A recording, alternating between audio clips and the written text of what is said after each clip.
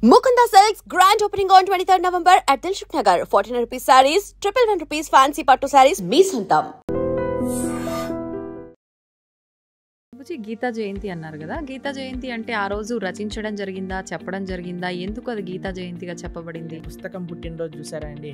కేవలం ఒకటే పుస్తకం పుట్టినరోజు ఈ ప్రపంచంలో ఉంటుంది, అది గీతా జయంతి. అంటే పుట్టినరోజు చేస్తున్నామంటే ఆ పుస్తకం ఎంత గొప్పదో అర్థం చేసుకోండి. అసలు రచించింది ఎవరు ప్రభుజీ గీతని? కృష్ణుడు చెప్పాడు, వ్యాసుడు రచించాడు. అంటే విన్నది అర్జునుడు కదా. వ్యాస భగవానుడి యొక్క శిష్యుడు సంజయుడు. సంజయుడికి ఒక బోయవాడి చేతిలో విషపు బాణానికి మరణించాడు అని చెప్పి వింటూ ఉంటాం. అసలు కృష్ణుడు బోయవాడి చేతిలో చనిపోయాడు అనేది అబద్ధం. అబద్ధమా? ఒక విషయం మీకు అడుగుతాను చెప్పండి ప్రభుజీ, భగవంతుడు ఏదైనా ఆశిస్తాడు అంటే తను సృష్టించిన మనిషి నుంచి తాను ఏమైనా ఆశించడం అనేది జరుగుతుందంటారు? ఆశిస్తాడు. ఏం ఆశిస్తాడు ప్రభుజీ? ఒంటిపైకి దేవుడు వచ్చాడు అని అంటుంటారు, పూనకాలు ఇలాంటివి అంటుంటారు కదా ప్రభుజీ. నిజంగా భగవంతుడు ఉన్నా కూడా అలా మనిషి ఒంటిపైకి రావటం లాంటిది జరుగుతుందా? దయ్యం వస్తుంది కానీ దేవుడు రాడు. ఎందుకంటే మనం చేసే చెత్త పనులకి, అపవిత్రమైన ఆలోచనలకి భగవంతుడు ఎందుకు రావాలనుకుంటాడండి అసలు మానవుడి దగ్గరకి? నమస్కారం, వెల్కమ్ టు ఐ డ్రీమ్. ధర్మ మార్గం విత్ విజిత కార్యక్రమానికి స్వాగతం. భగవద్గీతని మించిన ఒక గొప్ప గ్రంథం అనేది లేదు. భగవద్గీతని గనక మనం పాటిస్తే, ఆచరిస్తే, చదివిన దాన్ని గనక మనం కరెక్ట్గా ఆచరిస్తే మన నిత్య జీవితంలో చాలా మార్పులు వస్తాయి. మన లైఫ్లో మార్పుల వల్ల మంచి మార్గంలో వెళ్ళొచ్చు, మోక్షాన్ని పొందొచ్చు, రకరకాలుగా మాట్లాడుకుంటూ ఉంటాం భగవద్గీత గురించి. అయితే నిజంగా భగవద్గీతలో ఏముంది, భగవద్గీత వల్ల మనం ఏం నేర్చుకోవచ్చు, ఇలాంటి విషయాలు ఇప్పుడు ప్రభుజీతో మాట్లాడి తెలుసుకుందాం. ప్రస్తుతం మనతో పాటు ఉన్నారు ఇస్కాన్ టెంపుల్ నుంచి ప్రణవానంద ప్రభుజీ గారు. ఇప్పుడు వారితో మాట్లాడి మరిన్ని విషయాలు తెలుసుకుందాం, మనకున్న సందేహాలన్నింటినీ కూడా నివృత్తి చేసుకునే ప్రయత్నం చేద్దాం. హరే కృష్ణ ప్రభుజీ. హరే కృష్ణ ప్రభుజీ. కృష్ణుడి విషయానికి వస్తే కృష్ణం వందే జగద్గురు అనే ఒక మాట ఎక్కువగా వినిపిస్తూ ఉంటుంది. అసలు దీన్ని ఏ విధంగా అర్థం చేసుకోవాలంటారు? కృష్ణుడు జగద్గురువులు గీతాచార్యులై అయ్యారు. వేదేశ్చ సర్వేర్ అహమేవ వేద్యో అని అంటారు. భగవంతుడి దగ్గర నుంచి అంత జ్ఞానము కూడా స్వామి దగ్గర నుంచే వస్తుంది. జ్ఞానానందమయం దేవం నిర్మల స్ఫటికాకృతిం ఆధారం సర్వ విద్యానాం హయగ్రీవం ఉపాస్మహే అని అంటారు. భగవంతుడి దగ్గర నుంచే బ్రహ్మగారికి జ్ఞానం వచ్చినది. బ్రహ్మగారు ఆ జ్ఞానాన్ని అందరికీ అందించారు. కాబట్టి అన్ని పరంపరలు కూడా సాక్షాత్తుగా నారాయణ నుంచే ప్రారంభం అవుతాయి. నారాయణ సమారంభం అని అంటామన్నమాట. కాబట్టి మనకి 5000 సంవత్సరాల క్రితం ఎప్పుడైతే కురుక్షేత్ర యుద్ధం జరిగింది, ధర్మక్షేత్రే కురుక్షేత్రే సమవేతాయుత్సవ మామకః పాండవాశ్చైవ కిమకర్వత సంజయ. అయితే కృష్ణుడు ఒక యుద్ధ భూమిని ఎందుకు చూస్ చేసుకున్నారు అని కానీ మనం ప్రశ్నిస్తే చూడండి, ఎప్పుడైనా India Pakistan world cup final last ball 2 runs to win ఉన్నప్పుడు ఎవరు ఏ పని చేస్తున్న వాళ్ళైనా సరే, క్రికెట్ ఇష్టం ఉన్న వాళ్ళైనా సరే, లేని వాళ్ళైనా సరే అందరు వచ్చి చూస్తారు ఏమవుతుంది ఇప్పుడు. అవునా కాదా చెప్పండి? అవును ప్రభుజీ, కరెక్ట్. అప్పట్లో ఇండియా పాకిస్తాన్ ఎలా ఉండేదో అప్పుడు కౌరవులు పాండవులు అనమాట. మొత్తం ప్రపంచం అంతా వాళ్ళు ఎంత శక్తివంతం అంటే ఏదో ఒక సైడ్ తీసుకోవాల్సి వచ్చింది అందరికి. ఐదర్ కౌరవుల సైడ్ కానీ పాండవుల సైడ్. మొత్తం అన్ని కెమెరాలు, ఫోకస్ లైట్లు అన్ని కురుక్షేత్రం పైనే ఉందన్నమాట. కృష్ణుడు అనుకున్నా ఇది కరెక్ట్ టైం చెప్పడానికి, గీతోపదేశం చేయడానికి, ఎందుకంటే ఫోకస్ అంతా ఒక దగ్గరకు వచ్చింది కాబట్టి. అప్పుడు గీతాచార్యుడై శ్రీకృష్ణుడు అర్జునుడి యొక్క మాధ్యమంగా ప్రపంచానికి మొత్తం గీతను ఉపదేశం చేశారు. అంటే అక్కడ అర్జునుడితో పాటు అందరూ కూడా విన్నారా? అందరూ వినలేదు, కానీ అర్జునుడి యొక్క మాధ్యమంగా, అంటే అర్జునుడికి చెప్తూ ఇప్పుడు ప్రపంచం అంతా తెలిసిపోయింది కదా. అవును ప్రభుజీ. కాబట్టి అర్జునుడిని మైక్ లాగా మాధ్యమం చేసుకున్నాడు. ప్రపంచం మొత్తం కూడా గీతను ఉపదేశం చేశారు పరమాత్మ. అయితే ఎందుకు జగద్గురువు అంటారంటే, భగవద్గీత సనాతన ధర్మానికి ఒక ఫౌండేషన్ బుక్ అన్నమాట. సనాతన ధర్మం యొక్క సిద్ధాంతాలన్నీ కూడా భగవద్గీత ప్రస్తావన చేసింది, ప్రతిపాదన చేసింది. అందుకే ఆచార్యులందరూ కూడా గీత పైన భాష్యాన్ని రచించారు. కాబట్టి ఇప్పుడు చూడండి, మీకు ఒక విషయం చెప్తాను. మీరు ఒక న్యూస్ పేపర్ ఇచ్చారనుకోండి, మీరు ఈ న్యూస్ పేపర్ చదవండి అని చూస్తారు మీరు, ఇది నిన్న న్యూస్ పేపర్ పక్కన పెట్టేస్తారు. అవునా? మీకు ఒక డైరీ ఇచ్చారనుకోండి, ఇప్పుడు 2025 వస్తుంది, మీరు చూసారనుకోండి, అరే ఇది 2023, ఇది ఏమంటారు మీరు సామాన్లు లిస్ట్ రాసుకోవడానికి, తర్వాత ఐరన్ ఎన్ని ఇచ్చారు అని రాసుకోవడానికి యూజ్ చేస్తారు. ఎందుకంటే 2023 డైరీ 2025లో పనిచేయదు. కానీ మీరు చూడండి, భగవద్గీత 5000 సంవత్సరాలు అయినది, కానీ ఇప్పటికీ అందరూ అధ్యయనం చేస్తున్నారు భగవద్గీతని. ఇప్పటికీ అన్నిటికంటే మోస్ట్ కమెంటెడ్ బుక్ ఏదన్నా ప్రపంచంలో ఉంటే అది భగవద్గీత. ప్లస్ భగవద్గీతలో ఏం మార్పులు లేవు. స్వామి చెప్పిన 700 శ్లోకాలు ఏవైతే భగవద్గీతలో ఉన్నాయో అవే నడుస్తూ ఉన్నాయి ఇప్పటికి కూడా. ఇంకా వాటి యొక్క అప్లికేషన్ పెరుగుతుంది. మొన్న మేము ఒక మేనేజ్మెంట్ కోర్స్ అటెండ్ అయ్యామన్నమాట. అందులో చెప్తున్నారు, ప్రపంచంలో ఎవరు మేనేజ్మెంట్ ప్రిన్సిపల్ చెప్పినా అది భగవద్గీత నుంచే దొంగతనం చేసినవి. వాళ్ళు తీసుకెళ్ళిపోతారు, దాన్ని ఒక వెస్టర్నైజ్డ్ పబ్లిసిటీ చేసి మనకు అమ్మేస్తూ ఉంటారు. మనమేమో చాలా అమాయకులుగా ఎంత బాగా చెప్పారు అని. అవన్నీ గీతలో ఉన్నాయి. కాబట్టి గీతాచార్యుడిగా ప్రపంచంలో ఎవరైనా సరే గీత పట్టుకొని చదివితే వారి యొక్క మనసు మార్పు చెంది, వారి యొక్క జీవితం మార్పు చెందే ఒక జ్ఞానాన్ని కృష్ణుడు ఇచ్చాడు. కాబట్టి ఆయన జగద్గురువు అయ్యారు, మొట్టమొదటి జగద్గురువు అయ్యారు. కాబట్టి అందరి గురువులకి ఆయనే గురువు. ఎందుకంటే ఆయన ఉపదేశం చేసిన తత్వములే మనందరం మాట్లాడుకుంటాం కాబట్టి. అది నారాయణుడిగా ఆయన జ్ఞానాన్ని ఇచ్చిన, కృష్ణుడిగా ఆయన జ్ఞానాన్ని ఇచ్చిన, వ్యాసుడిగా ఆయన జ్ఞానాన్ని ఇచ్చిన, హయగ్రీవుడిగా ఆయన జ్ఞానాన్ని ఇచ్చిన, హంసావతారంగా జ్ఞానాన్ని ఇచ్చిన, కపిలుడిగా జ్ఞానాన్ని ఇచ్చిన, అన్ని అవతారాలు జ్ఞానాన్ని పంచడానికి కోసమే వచ్చాయి. కాబట్టి ఆయన జ్ఞాన నిధి. అందులో భగవంతుడికి షడైశ్వర్య సంపూర్ణుడు అంటాడు. భగవాన్ అనే వాటికి నిర్వచనంగా పరాశర మహర్షి విష్ణు పురాణంలో షడ్ ఐశ్వర్యములు పరిపూర్ణంగా కలిగినవారు అని చెప్తారు. అందులో ఒక ఐశ్వర్యం సకల జ్ఞానము కలిగినవాడు ఆయన. కాబట్టి ఆయనకి తెలియనదంటూ ఏముండదు. ఆయన ఇచ్చేదే మనకి ధర్మము అని అంట. అందుకే మన శాస్త్రములు ధర్మస్తు సాక్షాత్ భగవత్ ప్రణీతం. భగవంతుడు చెప్పినదే ధర్మము, భగవంతుడు చెప్పిందే గీత. ఆ గీత ఎక్కడ ప్రపంచంలో ఎవరు అధ్యయనం చేసి పాలించినా సరే వాళ్ళు సుఖ సంతోషాలతో ఉంటారు. కృష్ణుడు గీతాచార్యుడై జగద్గురువులై వసుదే వసుతం దేవం కంస చానూర మర్దనం దేవకీ పరమానందం కృష్ణం వందే జగద్గురు. అటువంటి గీతా జయంతి మహోత్సవాన్ని కూడా మనం ఇటీవల చేసుకున్నాం. ఈ నెల రోజులన్నీ మార్గశీర్ష మాసం అంతా చాలా ముఖ్యమైనది. ఎందుకో తెలుసా అండి, కృష్ణుడు గీతలో చెప్పారు ఒక విషయాన్ని, మాసానా మార్గశీర్షోహం అని అన్నారనమాట కృష్ణుడు. కాబట్టి ఈ మార్గశీర్ష మాసం అంతా కూడా గీతను అధ్యయనం చేయటం, గీతని వినటం. మన ప్రణవానంద దాస్ అనే ఛానల్ ఉంటుంది యూట్యూబ్లో. అందులో మనకి ప్లేలిస్ట్లో ఒకసారి మనం 18 అధ్యాయాలకి 18 గంటలు మనం ప్రవచనం అని చెప్పామన్నమాట. అది వినడానికి ప్రయత్నం చేస్తే మనకి గీత ఏం చెప్పాలనుకుంటుంది అనే విషయాలు మొత్తం కూడా మనకు అర్థమవుతాయి.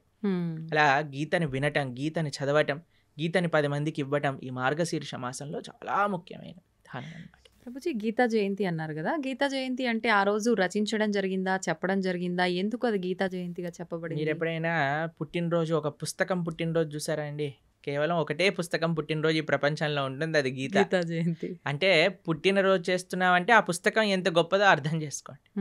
అయితే గీతా జయంతి యొక్క విశేషత ఏంటి అని అంటే, గీత ఆ రోజు శ్రీకృష్ణుడు ఉపదేశం చేశారు అని ఒక విషయం చెప్తారు. లేదు, అమావాస్య రోజు ఉపదేశం చేశారు, సంజయుడు దాన్ని ప్రతిపాదన చేశారు ధృతరాష్ట్రుడికి, అది ఏకాదశి రోజు అని కూడా విషయం చెప్తారు. కానీ గీత ప్రకాశితమైన రోజు ఇది మనం తెలుసుకోవాలి. అర్జునుడికి కృష్ణుడు ఉపదేశం చేసిన రోజు గీతా జయంతి. అసలు రచించింది ఎవరు ప్రభుజీ గీతని? కృష్ణుడు చెప్పాడు, వ్యాసుడు రచించాడు. అంటే విన్నది అర్జునుడు కదా, మళ్ళీ అంటే వ్యాస భగవానుడికి ఇప్పుడు వ్యాస భగవానుడి యొక్క శిష్యుడు సంజయుడు. సంజయుడికి ఒక వరం ఇస్తాడనమాట వేదవ్యాసుడు. నువ్వు ఎక్కడున్న విషయమైనా సరే నీకు కనిపిస్తుంది, నీకు అది అర్థమవుతుంది అని. ఎందుకంటే ధృతరాష్ట్రుడికి చెప్పాలి, మామక పాండవైశ్చైవ కిమ కుర్వత సంజయ్, ఏం చేస్తున్నారు వాళ్ళు అని సంజయుడిని అడిగాడు. సంజయుడు ఆ దివ్య దృష్టితో చూశాడు. కృష్ణుడు అర్జునుడికి చెప్పిన విషయాలన్నీ కూడా సంజయుడు ధారణ చేసి ధృతరాష్ట్రుడికి చెప్పాడు. సంజయుడు మాధ్యమంగా వేదవ్యాసుడికి తెలిసి వేదవ్యాసుడు కూడా రచించాడు. కాబట్టి మహాభారతము వేదవ్యాస లిఖితం. అందులో కృష్ణుడు ఉపదేశం చేసిన భగవద్గీత మధ్యలో పొందపరుచుంది అనమాట. కాబట్టి భగవద్గీత అటు శృతి ఇటు స్మృతి, అపౌరుషేయము లిఖించబడినది, రెండు కూడా విశేషమైన లక్షణం భగవద్గీతకి. అయితే ఇప్పుడు మనందరం చూస్తున్నది తెలుగులో మనకు కనిపిస్తుంది గీత అనంటే. ముందుగా రచించింది సంస్కృతంలోనేనా ప్రభుజీ?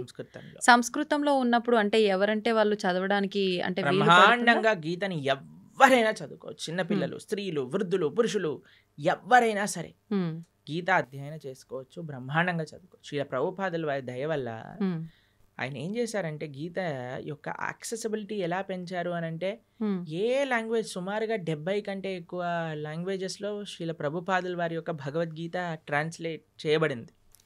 ఇంకో విషయం చెప్తాను, లాస్ట్ 50 yearsలో 55 కోట్ల గీత పుస్తకాలు వితరణ చేసింది ఇస్కాన్. 55 కోట్ల పుస్తకములు వితరణ చేశారు ప్రపంచవ్యాప్తంగా. అది గొప్ప విషయం అన్నమాట.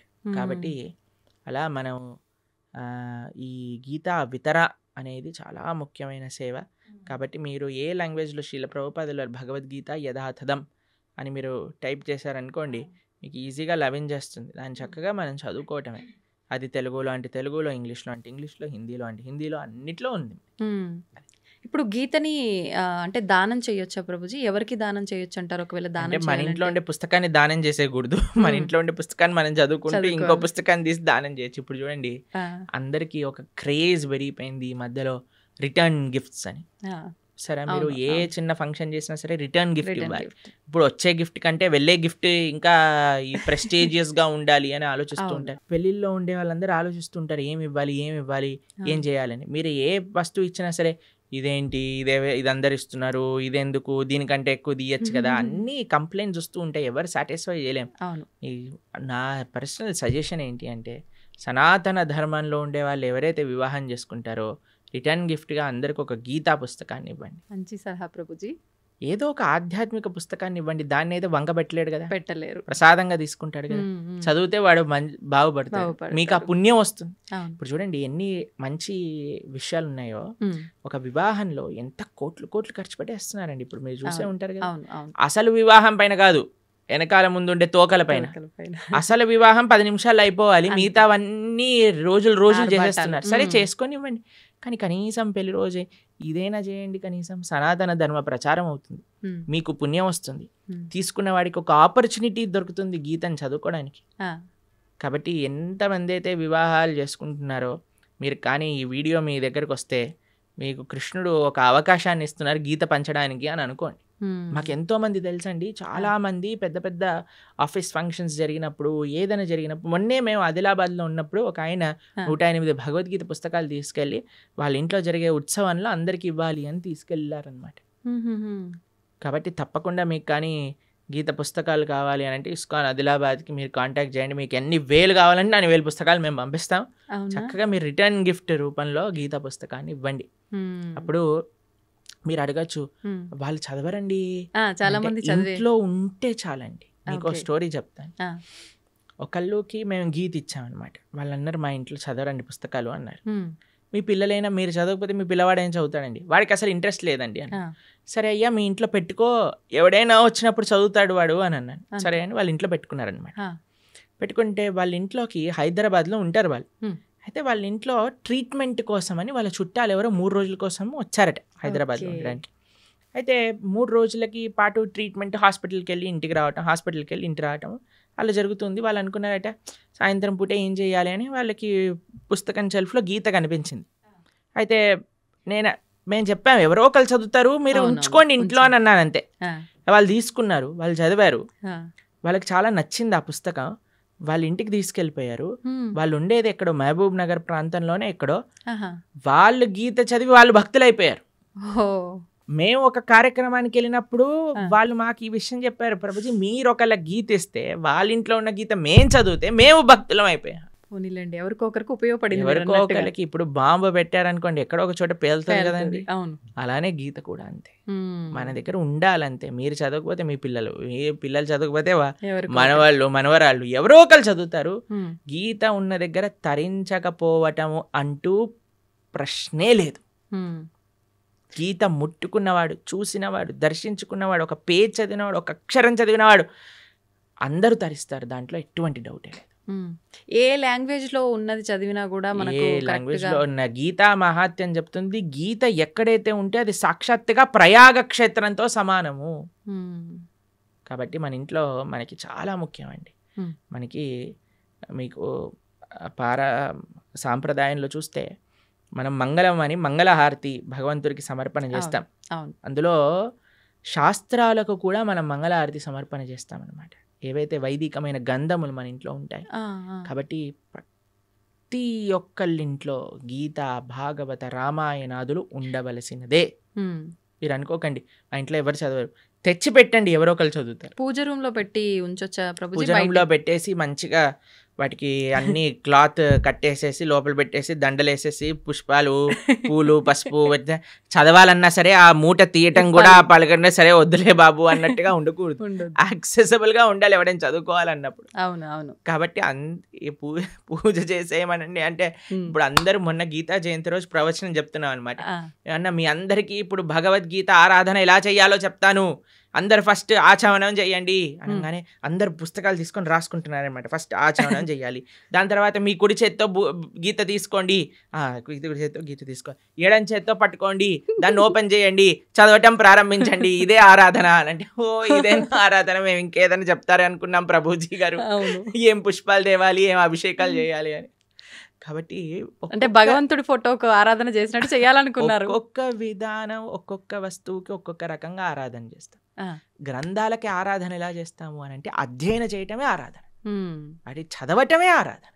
ఓకే. కాబట్టి ఏదో మనం ఆరతులు తిప్పేసామా అది ఇది కాదండి, మెయిన్ మనం చదవాలి పుస్తకాన్ని, గీతను, భాగవతాన్ని, వీటన్నిటిని అధ్యయనం చేయటమే ముఖ్యం. ఇప్పుడు చదవాలన్నప్పుడు చాలా మందికి మాంసాహారం తినే అలవాటు ఉంటుంది కదా ప్రభుజీ, మాంసాహారం తిన్న తర్వాత చదవాలనుకుంటే చదవచ్చా? ఫస్ట్ మాంసాహారం మానేయండి అందరూ. మానలేము అనుకుంటే తప్పదు. అలా ఎందుకు అనుకుంటారు మానలేము అని? మనం జీవహింస చేయటం మానలేము అని అంటే ఎలా అంటే చెప్పండి, ఇప్పుడు టెర్రరిస్ట్ అన్నారు అనుకోండి, నేను జనాల్ని చంపటం మానలేను అని అంటారా? అప్పుడు మీరేమంటారా, పర్వాలేదు నాన్న నీకు అనిపించట్లేదు కదా చంపేసే అని అంటామా మనం? అనలేము. చెప్పండి, అంటారా మీరు? అనలేము. లేదండి మాకు చంపాలనే ప్రాణం ఉంది అంటే కంటిన్యూ అంటామా? కాను కదా. కాబట్టి మనం ఫస్ట్ నాన్ వెజ్ ఆపేసేయండి, ధార్మికంగా ఉండండి. లేదండి మేము ఎంత చెప్పినా మేము మారము అన్న వాళ్ళు పర్వాలేదు, గీత చదవటం ప్రారంభం చేయండి, ఆ గీత యొక్క అనుగ్రహం చేత మానేస్తాం. ఓకే. కాబట్టి మీకు ఒక విషయం చెప్తాను, ఎందుకు మానేయమంటున్నా అంటే ఇప్పుడు గీత చదివినప్పుడు అది వంటికి ఎక్కాలి కూడా కదండి. అవును. ఇప్పుడు డాక్టర్ గారి దగ్గరికి వెళ్తారు మీరు, డాక్టర్ గారి దగ్గరికి వెళ్ళినప్పుడు డాక్టర్ ఏం చేస్తారు, మీకు ఈ మెడిసిన్ వేసుకోండి అని ఇస్తారు, దాంతోపాటు ఇవి తినకూడదు అని ఒక లిస్ట్ ఇస్తారు మరి. అవును ప్రభుజీ. డాక్టర్ ఏమంటాడంటే ఇవి తినటం ఆపేస్తేనే నీకు ఈ మెడిసిన్ పనిచేస్తుంది, అవునా కదా చెప్పండి. ఇప్పుడు మీరు నాకు అడిగారు అనుకోండి, ప్రభుజీ మెడిసిన్ మెయినా ఇవి ఆపేయటం మెయినా అని నేను మిమ్మల్ని అడిగాడు అనుకోండి, మీరేం చెప్తారండి? మెడిసినే మెయిన్ అని చెప్తా నేను. మెడిసినే మెయినా, ఆపటం మెయిన్ కాదు కదా? కాదు, దాని బదులు ఇంకో ఫుడ్ తినొచ్చు, కానీ మెడిసిన్ ఆపితే అది తగ్గదు కదా ప్రభుజీ.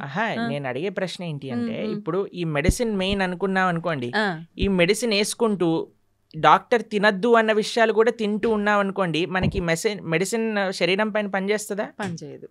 రెండు మెయినే కదా. ఎంత మెడిసిన్ మెయినో అంతే పథ్యం కూడా మెయిన్. అవునా కదా? అలానే ఎంత మనం గీత చదవటం ముఖ్యమో అంతగా ఏవైతే గీత వద్దు అని అంటుందో వాటిని దూరంగా పెట్టడం కూడా ముఖ్యమే. మనం ఎప్పుడైతే మాంసాహారం, మద్యం, మాదక ద్రవ్యాలు, జూదం ఆపటం వల్ల ఏమవుతుంది అంటే, మెడిసిన్ ఏదైతే మనం తీసుకుంటున్నా, గీత అధ్యయనం చేస్తున్నామో, జపం చేస్తున్నామో, పూజ చేస్తున్నామో, ఆరాధన చేస్తున్నామో అది మనకి వంటికి ఎక్కుతుంది, మనకి ఏంటి తత్వము అని అర్థం అవుతుంది, లేకపోతే అర్థం కాదు. ఎందుకంటే ఈ డీపర్ స్పిరిచువల్ సైన్సెస్ అర్థం చేసుకోవాలంటే మనం సత్వగుణంలోకి రావాలి. సత్వగుణం అంటే ఎటువంటి జీవహింస, ప్రాణిహింస, స్వయం హింస. ఇప్పుడు చూడండి, మాంసాహారం తినడం అంటే వేరే వాడిని హింసించటం, మాదక ద్రవ్యాలు, సిగరెట్, మందు. ఇప్పుడు చూడండి, ఈ శాస్త్రం వరకు చెప్పాల్సిన అవసరం లేదండి, సిగరెట్ డబ్బా పైనే చూపిస్తుంది స్మోకింగ్ కాజెస్ క్యాన్సర్.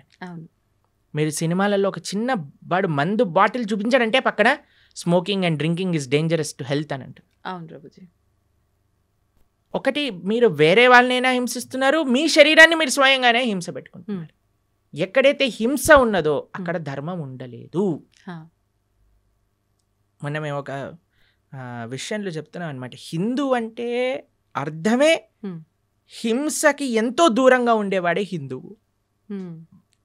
అది హిందువు యొక్క అర్థం. కాబట్టి మాంసాహారం తిని గీత చదవచ్చా అని అంటే ఫస్ట్ మాంసాహారం మంజేయండి. ఇప్పుడు ధనుర్మాసం వస్తుంది, తర్వాత కొత్త సంవత్సరం వస్తుంది, ఒక సంకల్పం తీసుకోండి. ఎవరైనా అంటారండి మేము తినకపోతే చచ్చిపోతామని? అలాంటి వాళ్ళు ఎవరైనా ఉంటారా అండి? లేదు కదా. అది ఏమి నేను ఇప్పుడు ఊపిరి పీల్చుకుపోతే చచ్చిపోతాను అని అంటే ఓకే పర్వాలేదయ్యా ఊపిరి పీల్చుకో అని చెప్తా. నీళ్ళు తాగకపోతే చచ్చిపోతాను, సరే పర్వాలేదు, అది కూడా ఒప్పుకుంటా. నేను వేరే ప్రాణిని చంపి తినకపోతే చచ్చిపోతాను అనేవాడు ఉంటాడా అండి ఎవరైనా? లేరు కదా. కాబట్టి అది నీ ప్రాణం పైకి రావట్లేదు, కాబట్టి వేరే వాళ్ళ ప్రాణం తీయకు. కాబట్టి మనం ఒక సంకల్పం తీసుకుందాం, మంచిగా ధార్మికంగా ఉండడానికి ప్రయత్నం చేద్దాం. ఎందుకు మీకు ఈ విషయాలు చెప్తున్నానంటే, ఒకళ్ళు ఇటీవల మాకు చెప్పారు, ఒక కంపెనీలో పనిచేసే 250 మంది ఎంప్లాయీస్ మన వీడియోస్ వల్ల మాంసాహారాన్ని మానేసిన వారు ఉన్నారు. కాబట్టి అందుకేసమే మనం మళ్ళీ చెప్తున్నాం, ఎందుకంటే జనాలకి పాపం తెలియదు. ఇప్పుడు ఉండే ప్రవచనకర్తలు కూడా ఎలా తయారయ్యారంటే, ఏం తిన్నా పర్వాలేదు, మీరేం చేసినా పర్వాలేదు, అన్నీ వీటికి వాటికి సంబంధం లేదు, అది ఇది అంటున్నారు. కానీ అలాంటి వాళ్ళు ఉన్నప్పుడు మనకి ధర్మం ఏంటో తెలిసినప్పుడు మనం కరెక్ట్గా చెప్పాలి కదా, అది మన కర్తవ్యం కదా. కాబట్టి అందుకోసం చెప్తున్నాం. కాబట్టి మంచిగా ధార్మికంగా ఉండండి, మంచి భగవంతుడి యొక్క కృప పొందే విధంగా ఉండాలి. కాబట్టి గీత చదవండి. గీత చదివిన విషయాలు ఎప్పుడైతే మనం అర్థం చేసుకుంటామో అప్పుడు మన చెడు అలవాట్లన్నీ కూడా ఒకదాని తర్వాత ఒకటి పోతాయి, అట్లా ఎటువంటి సందేహం లేదు. ప్రభుజీ, ఇప్పుడు ఆహార నియమాలు అయితే పాటించాలి ఆధ్యాత్మికంగా మనం ఉన్నప్పుడు, మన ధర్మ ప్రకారంగా శాస్త్రంలో ఏం చెప్పబడిందో అని అన్నారు. అయితే ఆహార నియమాలు పాటించడం వరకు ఓకే, కానీ ఆహారం కూడా తినకుండా, అంటే ఉపవాసం తినకుండా పూజలు చేయమని అలా ఉందా మన ధర్మంలో అంటే ఏం చెప్తారు? మీకు విషయం తెలుసా, ఇప్పుడు పెద్ద థియరీ నడుస్తుంది, మీరు ఇంటర్నెట్లో చూడండి ఈ విషయం గురించి. ఎంత మనం తక్కువ తింటే అంత మన ఆరోగ్యం బాగుంటుంది. అవును. మీకు ఒక సైంటిస్ట్, అవార్డ్ విన్నింగ్ సైంటిస్ట్ ప్రతిపాదన చేసింది, 15 రోజులకు ఒకసారి కానీ ఉపవాసం ఉంటే క్యాన్సర్ని మొత్తం క్యాన్సర్ సెల్స్ని తినేస్తుంది బాడీ అని, ఫుల్ బాడీ డీటాక్స్ అయిపోతుంది అని. 15 రోజులకు ఒకసారి వచ్చేది ఏకాదశి. మనం ఏకాదశి ఉపవాసం ఉండండి రా అంటే దేవుడు అలా ఉండమన్నాడా, ఇది చేయమన్నాడా అని అంటారు. కానీ వెస్టర్న్ సైంటిస్ట్ వచ్చి do this fasting and you will be cancer cells will be gone అనగానే ఓ వా అని అంటారు మన వాళ్ళు. అది మన దగ్గర ఉండే ఒక మూర్ఖత్వం అంటారు చూడండి, అమాయకత్వము, అజ్ఞానము అని అనొచ్చు మనం. కాబట్టి మన శాస్త్రం ఏదైతే చెప్తుందో అది జాగ్రత్తగా ఆచరించటం వల్ల మనకు తెలుస్తుంది. ప్రతిదీ ప్రశ్నించాల్సిన అవసరం లేదండి. మనం ఏం చేయాలంటే ఫస్ట్ ఆచరించాలి. ఇప్పుడు మీకు స్కూల్లో అడ్మిషన్ ఇచ్చారనుకోండి, యూనిఫామ్ వేసుకోండి, సాక్స్ ఈ కలర్లో ఉండాలి, షూస్ ఇలా ఉండాలి, పాలిష్ చేసుకొని రావాలి, హెయిర్ స్టైల్ ఇలా ఉండాలి, ఆడపిల్లలు అయితే జడ వేసుకొని రావాలి అని చెప్తారు. ఎందుకు జడ వేసుకోవాలి, ఎందుకు యూనిఫామ్ వేసుకోవాలి, ఎందుకు షూ పాలిష్ చేసుకోవాలి, ఇవన్నీ అడగం, చెప్పింది చేస్తాం. చెప్పినప్పుడు స్కూల్లోకి వెళ్ళినప్పుడు ఓ ఇది అందరూ కామన్గా ఉండడానికి, ఇది డిసిప్లిన్ ఉండడానికి, మనకి బాధ్యత నేర్పించడానికి, క్లీన్లీనెస్ నేర్పించడానికి, ఒక యునైటెడ్ కాన్షియస్నెస్ రావడానికి, ఇవన్నీ ఎప్పుడు వస్తాయి? ఆచరిస్తూ ఉన్నప్పుడు, 10 మందిని చూస్తున్నప్పుడు వస్తాయి. కానీ మన లోపల ఏమైపోయింది, ఫస్ట్ ఏం చేయాలన్నా సరే ప్రశ్నించడం ప్రారంభం చేసాం. ఇది చేయండి రా, ఎందుకు చేయాలి, ఇది చేస్తేనే దేవుడు కరుణిస్తాడా, ఇది చేస్తేనే ఇది అవుతుందా, లేకపోతే అవ్వదా? ప్రతిదానికి ఆన్సర్ ఉంటుందండి. కానీ ఎవరికి చెప్తాము? ఎవరైతే వినయంగా ఆచరిస్తున్నారో అటువంటి వారికి చెప్పచ్చు, మూర్ఖంగా వాదించే వాడికి చెప్పలేము. కాబట్టి ఉపవాసం ఎందుకోసము, ఇలా వ్రతం ఎందుకోసము, లేదా ఒక పూజా విధానం ఎందుకోసము అని అంటే అది మనల్ని భగవంతుడి దగ్గరికి తీసుకెళ్తుంది, భగవత్ ప్రీత్యర్థం. మన ఆరోగ్యం బాగుండటం ఇవన్నీ సెకండరీ. కొన్ని నియమాలు శాస్త్రములు చెప్పాయి, ఈరోజు ఇలా ఉండండి, ఈరోజు ఇలా ఉండండి అని. మన పెద్దలు చెప్పిన మాట, పెద్దల మాట పెరగన్న మూట అంటాం కదండి. పెద్దలు చెప్పిన మాటే పెరగన్న మూట అంటే శాస్త్రం చెప్పిన మాట ఇంకెంత మంచిది చెప్పాలి. కాబట్టి ఆచరించడం ప్రధానం. ఒకసారి ఆచరించడం ప్రారంభం చేస్తే మనకి ఎవరిని అడగకుండా తెలిసిపోతుంది ఎందుకు చేయమన్నారు ఏంటి, ఆ బెనిఫిట్స్ మనమే చూస్తాం. ఇప్పుడు ఒక ఆహార నియమాన్ని చెప్పామనుకోండి, దాన్ని ఆచరిస్తూ ఉన్నప్పుడు కన్సిస్టెంట్గా మనకు తెలుస్తుంది, అరే మన జీవితం ఎలా మారింది, మన క్లారిటీ ఆఫ్ మైండ్, థాట్, మన జీవన శైలి, మనం మాట్లాడే విధానం, మన ఆలోచనలు, మన స్ట్రెస్, మన డిప్రెషన్, మన యాంగర్, అవన్నీ ఎట్లా తగ్గుతుంది? ఉమ్, లేదు నాకు ప్రూవ్ చేయి తర్వాత మానేస్తానంటే ఎలా చెప్పండి? అవును, కాదు కదా. కాదు. ఇప్పుడు నువ్వు ఇప్పుడు ఇంజనీరింగ్ కాలేజ్లో ఒకటి జాయిన్ అవుతున్నాడు, ఉమ్, నాకు జాబ్ ఇస్తేనే నేను జాయిన్ అవుతా అంటాడా? అన్నారు. నువ్వు జాయిన్ అవ్వు, నువ్వు చదువు, అవును, అప్పుడు నీకు జాబ్ వస్తుంది. వస్తుంది. అంతే కదా. ఫస్ట్ నాకు ప్లేస్మెంట్ ఇవ్వు తర్వాత జాయిన్ అవుతానంటే ఎలా అండి? అవును. ఫస్ట్ నువ్వు జాయిన్ అవ్వు, ప్రాసెస్ని ఫాలో అవ్వు, అప్పుడు మొత్తాన్ని క్లియర్గా వస్తుంది. అయితే ప్రభుజీ నాది ఒక చిన్న డౌట్, అంటే ఇలా ఆలోచించడానికి కారణం ఇది అయి ఉంటుందేమో అని. కొన్ని అంటే ఇప్పుడు సైంటిఫిక్గా ప్రూవ్ చేసిన తర్వాత మీరు చెప్పినట్టుగా నమ్ముతున్నారు అంటే అది మనకి ఎప్పుడో ఉంది శాస్త్రాల్లో. కానీ మన శాస్త్రాలు పురాణాల విషయానికి వస్తే కొన్ని వేల లక్షల సంవత్సరాల క్రింద నుంచి ఉన్నవి అని చెప్తారు. కానీ అంటే ప్రతిదానికి కూడా ఒక నిర్దిష్టమైన అంటే ఇది టైము, ఇప్పుడు రచించారు లేకపోతే ఇప్పుడు రాశారు, ఇప్పుడు నుంచి ఉంది అని నిర్దిష్టమైన ఒక సమయం లేదు. అందుకని చెప్పి దీన్ని ఎలా ఒక మూఢనమ్మకం. నిర్దిష్టమైన సమయం ఉంటుందండి? ఎందుకంటే దానికి నిర్దిష్టమైన సమయమే లేదు, అనాదిగా వస్తుంది. భగవంతుడు ఉన్నప్పటి నుంచి జ్ఞానం ఉన్నది. హ్మ్. భగవంతుడు బ్రహ్మకు ఉపదేశం చేశారు వేదాలు. Yeah. ఎప్పుడని ఎలా చెప్తాం? ఆది అని అంటాం. అవును, ఆదికి టైం ఇన్ఫినిటీకి ఎప్పుడు అయిపోతుంది? ఇన్ఫినిటీ చెప్పండి అంటే ఎలా అంటాం? చెప్పలేం. అలానే ఒక స్టార్టింగ్ పాయింట్ అంటూ లేదండి. హ్మ్.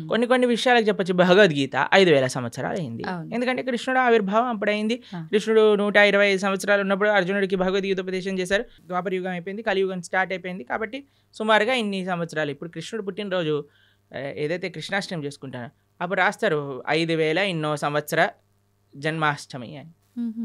కొన్ని నిర్దేశం ఉంది. కానీ అపౌరుషేయమైన వేదములకు ఎలా చెప్తాను చెప్పండి మనం? హ్మ్. వ్యాసుల వారు 5,000 సంవత్సరాల క్రితం వేద విభజనను చేశారు. అన్ని ఎంతో పైలప్గా ఉన్న వేదాలన్నింటినీ 4 కేటగిరీస్గా చేసి చక్కగా ఈజీగా అండర్స్టాండ్ అయ్యే విధంగా మనకు అందించారు. హ్మ్. కాబట్టి దానికి ఒక లెక్క ఉంది. ఓకే. కాబట్టి అన్నిటినీ అందుకే ఇందాక అన్నట్టుగా హ్మ్. మనము ఇప్పుడు టీచర్ ఇక్కడ అమెరికా ఉంది అని మనం మ్యాప్లో చూపించేసింది అనుకోండి, ఆ. వెళ్ళొచ్చాక నమ్మం కదండి. అమెరికా ఉంది అంటే అమెరికా ఉంది. నమ్మేస్తాం. హ్మ్. అవి ఇప్పుడు ఎగ్జామ్ పేపర్లో ఈ కాంటినెంట్ ఏంటి అమెరికా రాసిస్తాం. అవును, కానీ టీచర్ని అడగమను ఏంటి అడగ. ప్రూఫ్ చూపించమని. అవును. కాబట్టి శాస్త్రాన్ని మనం యథాతథంగా ఫస్ట్ మనం కొద్దిగా నమ్మకాన్ని ఇన్వెస్ట్ చేసినప్పుడు హ్మ్. ఆ నమ్మకం బట్టి మనకి ఆ శాస్త్రం అనేది ప్రస్ఫుటితం అవుతుంది, హ్మ్. మన మనసులో గోచరం అవుతుంది, మనకి విషయాలు తెలుస్తూ ఉంటాయి. హా. దానికి భాగవతోత్తముల యొక్క సాంగత్యం, సద్వైష్ణవ ఆచార్యుల యొక్క సాంగత్యం, గురువుల యొక్క సాంగత్యం, పరంపరాగతమైన గురు పరంపర యొక్క సాంగత్యం ఎప్పుడైతే దొరుకుతుందో అప్పుడు మన మిగతా విషయాలన్నీ కూడా మనకు తెలుస్తాయి. ప్రభుజీ గీతని ఉపనిషత్తు అని అంటుంటారు. ఎందుకని ఉపనిషత్తు అంటారు? ఉపనిషత్తులో ఉండే జ్ఞానం అంతా కూడా గీతలో ఉన్నది. హ్మ్. ఇప్పుడు చూడండి, మీరు పాలు తీసుకున్నారనుకోండి, ఓ 10 లీటర్ల పాలు తీసుకున్నారు. హ్మ్. దాన్ని బాగా మీరు వేడి చేస్తూ ఉన్నారనుకోండి, కొద్దిసేపు అయ్యాక ఎర్రగా మారుతాయి. అవును. దాని తర్వాత ఇంకా చాలా కండెన్స్ అయిపోతుంది. దాన్ని రబడీ అంటారు. హ్మ్. తెలుసా మీరు రబడీ తిన్నారా ఎప్పుడైనా? రబడీ చాలా కండెన్స్ అయిపోయింది అనుకోండి, ఖోవా అయిపోతుంది. ఆహా. ఖోవాతో బిల్లలు చేశారనుకోండి, చాలా అద్భుతంగా ఉంటుంది. ఖోవా బిల్లలు తిన్నారా అవును, ఎప్పుడైనా? తిన్నాను. చూడండి, ఇంత పాలు హ్మ్. కండెన్స్ అయ్యి రబడీ అయ్యి, రబడీ కండెన్స్ అయితే కోవా బిల్లలు కోవా. అయ్యాను అనుకోండి, ఎంత స్వీట్గా ఉంటుంది. అవును. అలా శాస్త్రములు ఎన్నో ఉన్నాయి. వాటి యొక్క సారాంశం ఉపనిషత్తులు. హ్మ్. ఉపనిషత్తుల యొక్క సారాంశం గీత. ఓకే. సర్వోపనిషదో గావో దోగ్ధా గోపాలనందన. హ్మ్. అన్ని ఉపనిషత్తులు కూడా సర్వోపనిషదో గావు, హ్మ్. అన్ని ఉపనిషత్తులు కలిపి ఒక ఆవు అనుకుంటే, దుగ్ధా గోపాలనందన ఆ ఆవు యొక్క పాలు ప్రీతికి హ్మ్. పార్థో వత్సః అంటే అర్జునుడు ఒక దూడగా చేసుకొని హ్మ్. మన కోసం అందించిన పాలే గీత. గీతామృతం మహత్ అని. హ్మ్. అటువంటి గీతామృతం ఏదైతే భగవద్గీత ఉందో అది అన్ని ఉపనిషత్తుల యొక్క సారాంశమే కాబట్టి అది ఉపనిషత్, గీతోపనిషద్ అని మనం అంటాం. ప్రభుజీ ఇప్పుడు విష్ణువు అవతారాల్లోకెల్లా అన్ని అవతారాల్లోకెల్లా కృష్ణుడి ఒక్క అవతారానికి మాత్రమే అంటే ఒక బోయవాడి చేతిలో విషపు బాణానికి మరణించాడు అని చెప్పి వింటూ ఉంటాం. ఎందుకని ఇలా డిసైడ్ చేయబడింది అంటారు? ఎలా సాధ్యపడింది అలా? అసలు కృష్ణుడు బోయవాడి చేతిలో చనిపోయాడు అనేది అబద్ధం. అబద్ధమా? మరి ఒక విషయం మీకు అడుగుతాను చెప్పి. చిన్నపిల్లవాడు 6 రోజులు 8 రోజులు అంత వయసున్న పిల్లవాడికి పూతన అని ఒక పెద్ద రాక్షసి వచ్చింది. ఒకసారి మీరు వినే ఉంటారు కృష్ణుడి యొక్క కథలో. విన్నారా పూతన రాక్షసి? విన్నా. 21 మైళ్ళు ఉండేది ఆ రాక్షసి. ఎంత పిల్లవాడు 6 రోజులు అటువంటి పిల్లవాడిని పట్టుకొని అలాంటి పూతన సంహారం 6 రోజులకి చేసిన కృష్ణుడు. 21 మైలుండే రాక్షసి తృణావర్త, శకటాసుర, కేశి, అరుష్టాసుర, ప్రలంబాసుర, వత్సాసుర, ధేనుకాసుర, ఇలాంటి అసురులందరినీ, అఘాసుర, వ్యోమాసుర, ఇటువంటి అసురులందరినీ చిన్న వయసులో చిన్న పిల్లవాడు ఇలా బొమ్మలతో ఆడినట్టుగా, చిన్నపిల్లలు యానిమల్ బొమ్మలను ఆడతారు చూడండి, అవి చిన్న పిల్లవాడు తీసుకొని ఇలా పడేశాడు అనుకోండి, ఆ డైనోసారస్ వెళ్ళి అలా గోడకి ఎత్తుక్కుంటుంది. అలా చిన్నపిల్లలు ఇంత దేవతలందరూ, బ్రహ్మాది దేవతలందరూ వణికిపోయి అసురులందరూ చిన్నపిల్లవాడిగా కృష్ణుడు సంహరించేశాడు. కాళీయ అనే విషపూరితమైన సర్పం పైన నృత్యం చేసి కాళీయుడిని తరింపజేశాడు ఆయన. కస్యానుభావో నదేవ విద్మహే తవాంగ్రిరేణు స్పర్శాధికార. కాళీయుడిని అనుగ్రహించిన కృష్ణుడు ఒకసారి మొత్తం కారు చిచ్చు మొత్తం అరణ్యంలో అంతా మంట పెట్టుకుంటే అనేసరికి మొత్తం మంటంతా ఆయన లోపలికి వెళ్ళిపోయింది. గోవర్ధనగిరి 21 మైలు ఇప్పుడు మనం చూస్తున్నాం. బృందావనంలో ఆనాటికి ఎంతో ఉండేది. గోవర్ధనుడికి ఒక శాపం ఉంది, రోజు ఆవగిందంతా తక్కువ అయిపోతావు అని. అందుకోసం ఇప్పుడు చూస్తే కృషించిపోయింది. కానీ కృష్ణుడు ఉన్నప్పుడు ఇంకా మహిమాన్వితంగా ఉండేది. అటువంటి పర్వతాన్ని 7 రోజులు 7 రాత్రులు చిటికని వేలిపైన, ఎడమ చేతి చిటికని వేలిపైన పట్టుకున్న కృష్ణుడు ప్రవాసన అనే ఒక పర్వతం ఉండేదండి. ఒక పెద్ద మౌంటైన్ పై నుంచి లాంగ్ జంప్ చేస్తాడు ఆయన. లాంగ్ జంప్ చేసినప్పుడు సేఫ్ ల్యాండింగ్ అవుతుంది ఆయనకి. మీకు ఇంకో విషయం చెప్తాను, యమలోకానికి వెళ్ళి వాళ్ళ గురువు గారి యొక్క శిష్యుని పట్టుకొని వస్తాడు కృష్ణుడు. అటువంటి శిష్యుడికి ఎప్పుడైతే కృష్ణుడు వెళ్ళి యమలోకంలో శంఖం పూరించాడో, యమధర్మరాజు పరిగెత్తుకుంటూ వచ్చి, అయ్యా నీకేం కావాలో చెప్పు అనగానే, మా గురువు గారి శిష్యుని వదిలేసి అనగానే తీసుకొచ్చి, అయ్యా తీసుకోండి, నువ్వే ప్రపంచానికి సొత్తు, నువ్వేం కావాలన్నా ఇస్తాను అని యమధర్మరాజు ఇచ్చేసి. అటువంటి కృష్ణుడికి ఒక బోయవాడు బాణాన్ని పాదాలకు మీరు ఒకసారి ఆలోచన చేయండి. ఒక పాదానికి, ఒక ఫీట్కి ఎవరికైనా బుల్లెట్ తగిలింది అనుకోండి, చనిపోతాడా? చనిపోరు. కాకపోతే కాలు మన సీరియళ్లలో పాయింట్ బ్లాక్ లో బుల్లెట్ పోయినా సరే వాడు నెక్స్ట్ మినిట్ వాళ్ళ భార్య ప్రార్థన చేయగానే లేచి నించుంటాడు. అలాంటిది పరమాత్మ, భగవంతుడైన శ్రీకృష్ణ పరమాత్మ కాలికి ఒక బాణం తలిగితే చనిపోతారు అని అంటే ఎలా మనం నమ్మగలుగుతాం చెప్పండి? ఎటువంటి స్వామి! మీకు విషయం చెప్తాను, అందుకే శాస్త్రాన్ని చదవాలి. ఇన్స్టాగ్రామ్ రీళ్ళు అవి ఇవి చూడకూడదు. భాగవతం ఏం చెప్తుంది అంటే, కృష్ణుడు అలా ఒక పెద్ద చెట్టు కింద శంఖచక్ర గదా పద్మములతో ఇలా విశ్రమించి ఉన్నాడు. దూరం నుంచి ఒక బోయవాడు చూశాడు కృష్ణుడిని. కృష్ణుడి యొక్క పాదము ఆయనకి ఒక జింక చెవిలా కనిపించింది అన్నమాట. అయితే దూరం నుంచి ఆయన బాణం వేశాడు. ఆ బాణం వచ్చి కృష్ణుడికి తలిగింది. తర్వాత ఆ బోయవాడు వచ్చాడు. ఇప్పుడు బాణం వేసాక చూస్తాడు కదండి, గురి తలిగిందా, ప్రాణం చూసుకోవచ్చు అని కృష్ణుడి దగ్గరికి వస్తాడు. ఓ కృష్ణ పరమాత్మ సాక్షాత్తుగా కృష్ణుడు అని దర్శిస్తాడు. 3 ప్రదక్షిణలు చేస్తాడు కృష్ణుడికి.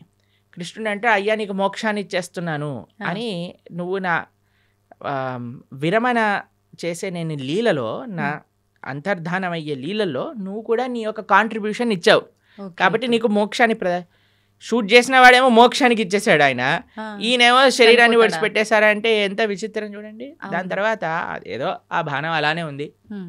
స్వామి అన్నీ ఇంకా అవతార పరిసమాప్తి చెయ్యాలి అని అనుకునే సమయంలో దేవతలందరూ, వారి కోసం కదండి కృష్ణుడు ఆవిర్భవించింది, అందరు దేవతలు వచ్చి పైనుంచి పుష్పవృష్టి కురిపిస్తున్నారనమాట. తండ్రి నా కోసం నువ్వు అవతరించావు, కృతజ్ఞతలు కృతజ్ఞతలు అని అందరూ కృష్ణుని స్తోత్రం చేస్తుంటే, కృష్ణో స్వదాగోపకతే ధర్మ జ్ఞానాభి సహ, కృష్ణుడు శరీరాన్ని వదిలేసి ఇక్కడ ఏదో తర్వాత ఆయన ఆత్మ పైకి వెళ్ళిపోయింది అలాంటిది ఏం ఉండదండి.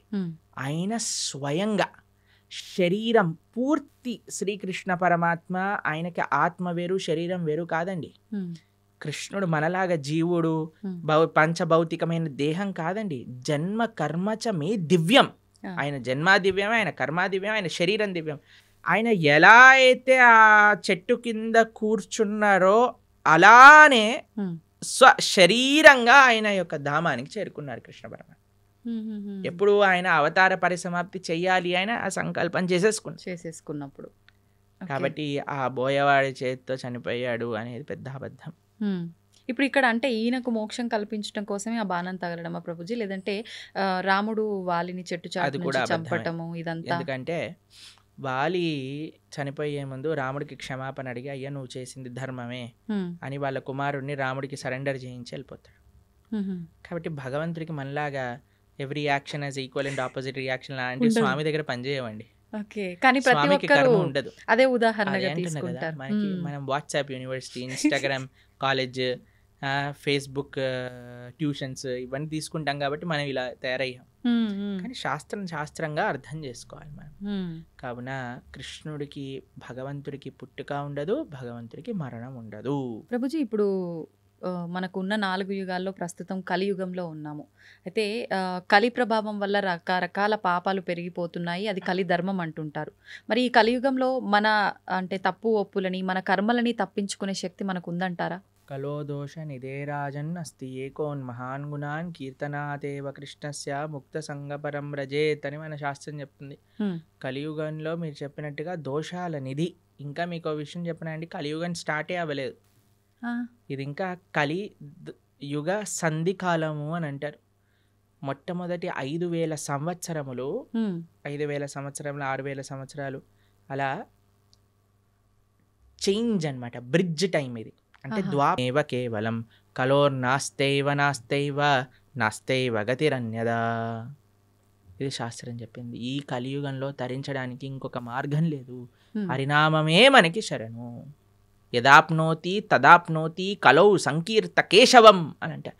మిగతా యుగములలో చేసే దాన తప కర్మ క్రియలు అన్నిటి యొక్క ఫలితము కూడా కలియుగంలో కేవలం భగవన్నామం జపం చేయడం చేత వచ్చేస్తాయి. యదాప్నోతి తదాప్నోతి కలౌ సంకీర్త కేశవం. ఆ కృష్ణుడి యొక్క నామస్మరణ అన్నిటికంటే గొప్పది. మ్మ్. కాబట్టి ఎన్ని రకాల ఆపదలు మనకున్నాయన్నా, ఎన్ని రకాల డిస్ట్రాక్షన్స్ ఉన్నాయన్నా, ఎవరైతే భగవన్నామాన్ని పట్టుకుంటాడో వాడికి ఎటువంటి తిరుగు లేనే లేదు. ప్రభుజీ, భగవంతుడు ఏదైనా ఆశిస్తాడు అంటే తను సృష్టించిన మనిషి నుంచి తాను ఏమైనా ఆశించడం అనేది జరుగుతుందంటారా? ఆశిస్తాడు. ఏం ఆశిస్తాడు ఏ ప్రభుజీ? వస్తువుని ఆశించడు, మ్మ్. మనస్సుని ఆశిస్తాడు. భగవంతుడికి ఏమీ అవసరం లేదు. భగవాన్ అని ఆయన అంటారు, ఏది భగవంతుడికి అవసరం లేదు. ప్రభుజీ, ఆధ్యాత్మిక మార్గం వైపు వెళ్తే మనకు అన్ని రకాలుగా బాగుంటుంది, భగవంతుడి దగ్గరికి మనం వెళ్ళొచ్చు, మోక్షం పొందొచ్చు అని చెప్పి మాట్లాడుకుంటూ ఉంటాం. అయితే ప్రభుజీ, చాలామంది ఆధ్యాత్మిక మార్గం వైపు వెళ్ళినా, ఎన్ని పూజలు చేసినా, ఎన్ని పుణ్యక్షేత్రాలు చేసినా వాళ్ళకున్న ఒత్తిళ్ళు మాత్రం అలానే ఉంటుంటాయి. మరి భగవంతుడి సేవలో ఉన్నప్పుడు, భగవంతుడి మార్గంలో ఉన్నప్పుడు ఒత్తిళ్ళు ఎందుకు ఉంటాయి? విముక్తి పొందాలి కదా ప్రభుజీ వాటి నుంచి. ఒక విషయం చెప్తాను మీకు. భగవంతుడి యొక్క సేవ వేరు, కోరికలతో భగవంతుడికి చేసే పూజలు వేరు. ఓకే. మనకి ఒత్తిడి పోవాలి అని అంటే ఫస్ట్ మన మనసులో ఉండే భారాలు ఏవైతే ఉన్నాయో అవి తగ్గించుకోవాలి. మీకు ఒక చిన్న విషయం చెప్తాను, అప్పుడు మీకు అర్థమవుతుంది. అలెగ్జాండర్ ది గ్రేట్ భారతదేశానికి వచ్చినప్పుడు ఒక సాధువు ఒంటిపైన బట్టలు కూడా లేవట, ఇలా కూర్చొని ధ్యానం చేస్తూ ఆనందంగా నిమగ్నం అయిపోయి ఉన్నారనమాట. అయితే ఈ సాధువు అలెగ్జాండర్ని చూసి నించోని కూడా నించోలేదట.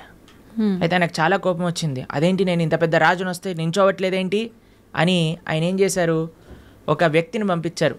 ఆయన నించోమని చెప్పు అని అన్నారనమాట. ఆయన వెళ్ళారు. నేను ఎందుకు నించుంటా అని అన్నాడు. ఈయన హాయిగా అలా మళ్ళీ తపస్సు చేసుకుంటున్నాడు అనమాట. అలెగ్జాండర్ స్వయంగా వచ్చారు ఆయన దగ్గరికి. వచ్చి ఆయనతో అన్నారట, అయ్యా నా దగ్గర ఇంత సామ్రాజ్యం ఉంది, అయినా సరే నాకు భారంగా ఉన్నది, నీ దగ్గర బట్టలు కూడా లేవు, అయినా సరే నువ్వు ఇంత ఆనందంగా ఎలా ఉన్నావు, ఇంత ఆనందం నీ ముఖంలోనే కనిపిస్తూ ఉంది, ఎందుకింత వర్చస్సు, ఎందుకింత తేజస్సు, ఎందుకింత ఆనందం నీ దగ్గర ఉంది అని అడిగారట.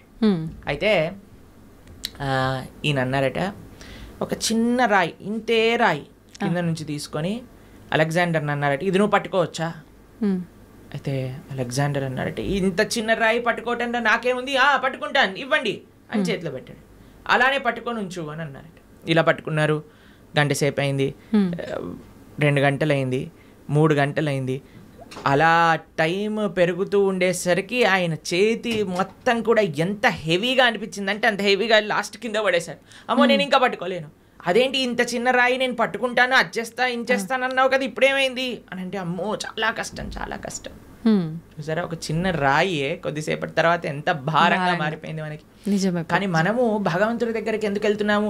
అయ్యా నాకు కొత్త కారు కొని ఇచ్చేసేయి, నాకు కొత్త ఇల్లు కొని ఇచ్చేసేయి, నాకు తొందరగా పెళ్ళి అయిపోవాలి, నాకు పిల్లలు కలగాలి, నాకు ఇంత ఆస్తి రావాలి, నాకు అది కావాలి ఇది కావాలి అని ఇంకా భారాలు అడగడానికి మనం భగవంతుడి దగ్గరికి వెళ్ళామనుకోండి, ఎప్పుడు మనం ప్రశాంతంగా ఉండలేం. కానీ అదే స్వామి నిస్వార్థమైన ప్రేమతో భక్తితో, భక్తి వేరు కోరికలు కోరటం వేరండి. ఎప్పటి వరకైతే మనం భగవంతుడి నుంచి కోరికలు కోరుతామో అది భక్తి కాదు. అంటే మనసులో ఎటువంటివి లేకుండా నిస్వార్థమైన భావనతో భగవంతుడి పట్ల ప్రేమతో కానీ మనం వెళ్తే అటువంటి వాడు ఎన్నటికీ కూడా ప్రశాంతత లేకుండా ఉండలేడు. ఆయనకి తప్పక ప్రశాంతత ఉంటుంది. ఎవరైతే నిస్వార్థమైన ప్రేమనే మనకి ప్రశాంతత, మీరు అంటున్నారు కదా, ఆ సాటిస్ఫాక్షన్ అనేది ఇస్తుంది. ఒక ఆయన అంటే చాలా తీర్థయాత్రలు చేస్తూ ఉండేవారట. చాలా తీర్థయాత్రలు చేస్తుంటే ఎందుకోసం చేసేవాళ్ళు, మాకు ఇది అయిపోవాలి, మాకు అది అయిపోవాలి, మాకు ఇది జరిగిపోవాలి, మాకు అది జరిగిపోవాలి అని తీర్థయాత్రలని చేస్తూ, అక్కడికి వెళ్తే పుణ్యం వస్తుందట, ఇక్కడికి వెళ్తే పాపం పోతుందట, దీంతో చేస్తుండే. అయితే వాళ్ళ గురువుగారు చాలాసార్లు చెప్పారు, నాన్న ఈ భావనతో వెళ్ళకు, అక్కడుండే భగవంతుడి యొక్క దర్శనం చేసుకోవడానికి వెళ్ళు, అక్కడ సాధువుల దగ్గర నుంచి మాటలు వినడానికి వెళ్ళు, ఆ క్షేత్రానికి సేవ చేయడానికి వెళ్ళు అని అంటే ఈయనకు అర్థం కాదు. నేను వెళ్ళాలి, మునగాలి, అన్ని దర్శనాలు చేసుకోవాలి, ఎందుకంటే పుణ్యం వచ్చేస్తుంది, పుణ్యం వచ్చేస్తుంది, పుణ్యం వచ్చేస్తుంది. అదే అయితే ఈ గురువు గారు ఒకసారి ఏం చేశారంటే ఒక కాకరకాయ ఇచ్చారట. కాకరకాయ ఇచ్చి, నాన్న నువ్వు వెళ్ళే పుణ్యక్షేత్రాలు అన్నింటిలో కూడా ఎక్కడెక్కడైతే నువ్వు స్నానం చేస్తావో అక్కడల్లా కూడా ఈ కాకరకాయకి స్నానం చేయించు అని అన్నారట. సరే నీ మొత్తం ప్రతి క్షేత్రాన్ని గంగా, యమున, గోదావరి, కావేరి అన్నిట్లో స్నానం చేసి తీసుకొచ్చారట. వచ్చి మళ్ళీ ఆశ్రమానికి తిరిగి వచ్చేసరికి ఆ గురువు గారు అన్నారట, నాన్న ఈ కాకరకాయని కొద్దిగా ముక్కలు ముక్కలు చేసి కొద్దిగా వండు అని అనేసరికి వండి చూసేసరికి ఆ కాకరకాయ చేదుగానే ఉంది. కాబట్టి దాని యొక్క గుణం పోయింది. గంగలో స్నానం చేసాం, యమునలో స్నానం చేసాం, పోలేదు కదా. ఎప్పటి వరకైతే మనం నిజమైన ఆధ్యాత్మిక మార్గము అని అంటే ఏమిటి? శ్రవణం, కీర్తనం, విష్ణు స్మరణం, పాద సేవనం, అర్చనం, వందనం, దాస్యం, సాఖ్యమాత్మ నివేదనం. ఈ నవవిధ భక్తి మార్గాలలో మనం ఉండమో అప్పటి వరకు మన హృదయ శుద్ధీకరణ అనేది జరగదు. ఎంతవరకైతే మన హృదయ శుద్ధీకరణ అనేది జరగదో అప్పటి వరకు మనకు ప్రశాంతత ఉంటుంది అనమాట. అలాంటి తీర్థయాత్రకి వెళ్ళటం తప్పని చెప్పట్లేదండి. ఏ భావనతో వెళ్ళాలి? సేవా భావనతో వెళ్ళాలి. ఏ భావనతో వెళ్ళాలి? భగవంతుడి పట్ల ప్రేమతో వెళ్ళాలి. ఏ భావనతో వెళ్ళాలి? అక్కడ నుంచి ఏం నేర్చుకోవచ్చు, ఏం తెలుసుకోవచ్చు అనే భావనలోకి వెళ్ళాలి. కానీ ఏదో పుణ్యం వచ్చేసేయాలి, పాపం పోవాలి, ఏదో సైట్ సీయింగ్గా ఇలా వెళ్తే ఏం ప్రయోజనం లేదు. ఇప్పుడు చూడండి, ఏ క్షేత్రాలకు వెళ్ళినా మనం 4 ధామ్లో చూస్తూ ఉన్నాం. అందరు కూడా కెమెరాలు పట్టుకొని రికార్డింగ్స్ చేయడానికి, వ్లాగింగ్స్ చేయడానికి వెళ్తున్నారట. అవును ప్రభు. కేదార్నాథ్, బద్రీనాథ్ ఇలాంటి క్షేత్రాలన్నిటికీ కూడా, బృందావనంలో అందరు రీల్స్ చేయడానికి వెళ్తున్నారు. ఇలా చేస్తే మనకి భక్తి ఎటువంటి ప్రయోజనం రాదండి. ఇంకా మనల్ని కర్మబంధంలో ఇంకా చిక్కుకుంటాం, కానీ మనం చర్మబంధం వీడలేము.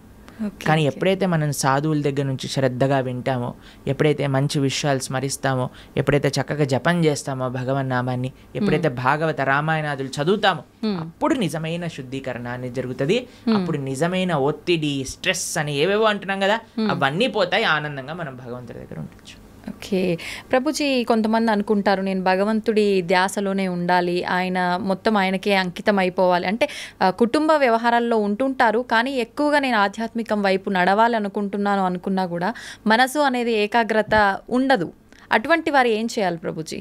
ఇలాంటివన్నీ గొడవలైనాక నెక్స్ట్ మూమెంట్ అనిపిస్తుంది నిజంగానే. తర్వాత అయిపోయాక అంతా బాగుంది బాగుంది, దేవుడి పక్కన మనము మన సంసారంలో ఉంటాం. అవునవును, దీన్ని శ్మశాన వైరాగ్యము అని అంటారు. కాబట్టి దీంతో పనికి రాదండి. మనము to start with regular spiritual practice ఉండాలి. మనం ఏమనుకుంటామంటే, ఇప్పుడు నేను మొత్తము కూడా ఈ సంసారంలో ఉంటాను, ఒక సమయానికి సంసారానికి పులి స్టాప్ పెట్టేసి మొత్తం ఆధ్యాత్మికం అయిపోతాను. అలా అవ్వదండి ఎప్పుడు కూడా. మనము బ్యాలెన్స్ నేర్చుకోవాలి, మనకి ప్రియారిటీస్ ఉండాలి.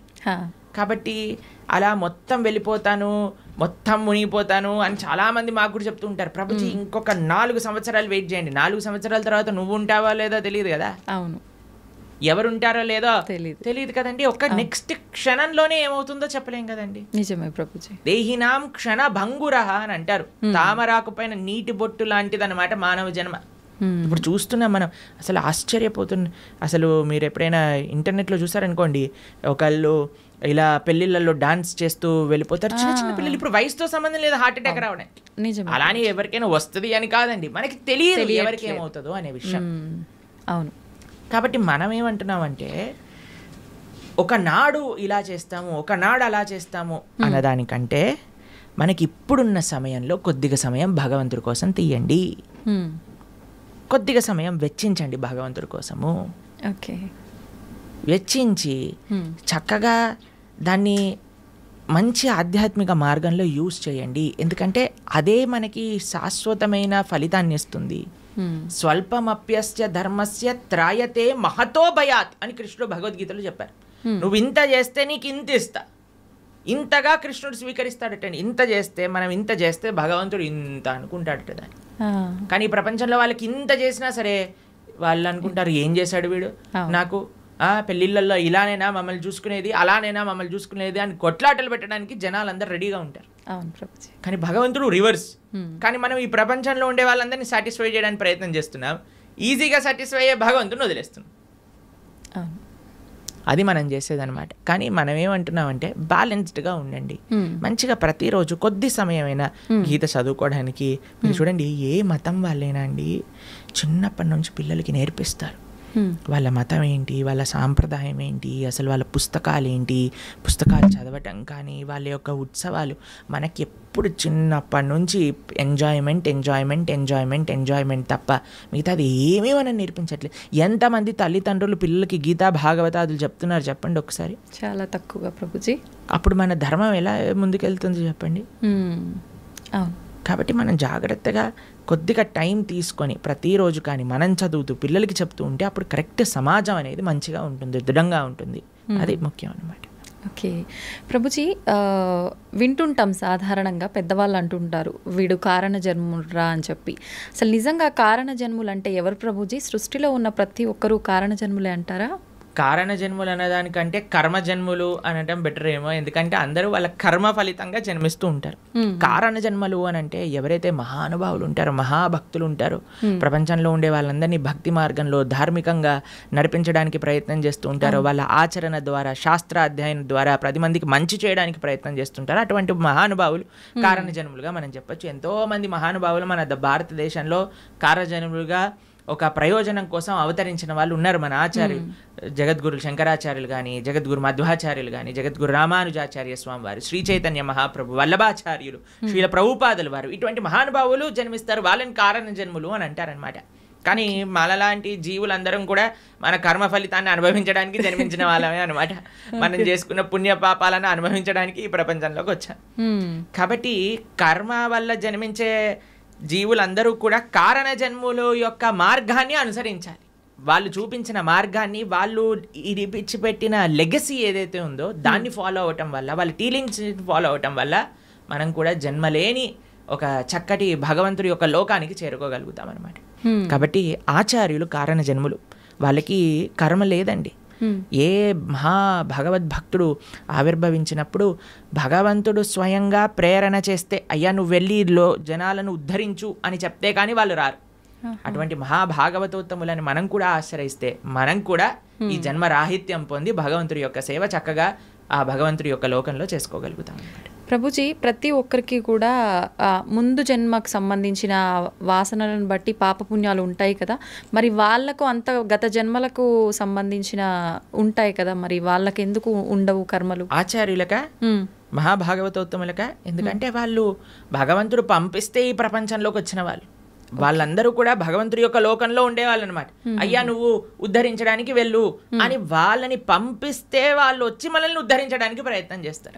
కాబట్టి వాళ్ళు ఏదో మనలాగా కర్మ వల్ల పుణ్యపాపాలు అనుభవించడానికి వచ్చిన వాళ్ళు కాదనమాట. భగవంతుడు తన యొక్క సొంత కృపతో, స్వామి నువ్వు వెళ్ళి ఈ ప్రపంచంలో ఉండే వాళ్ళందరూ కష్టపడిపోతున్నారు, పాపం వీళ్ళందరికీ ఏమి ధర్మం ఏంటి అధర్మం అంటే ఏం తెలియట్లేదు, కాబట్టి నువ్వు వెళ్ళి నీ భక్తి ద్వారా, నీ ఆచరణ ద్వారా 10 మందికి తెలియజేయి, వాళ్ళందరినీ కూడా మంచి మార్గంలో నడిపించు అని చెప్పి పంపిస్తే వాళ్ళు భగవంతుడి దగ్గర నుంచి కిందికి వస్తారు.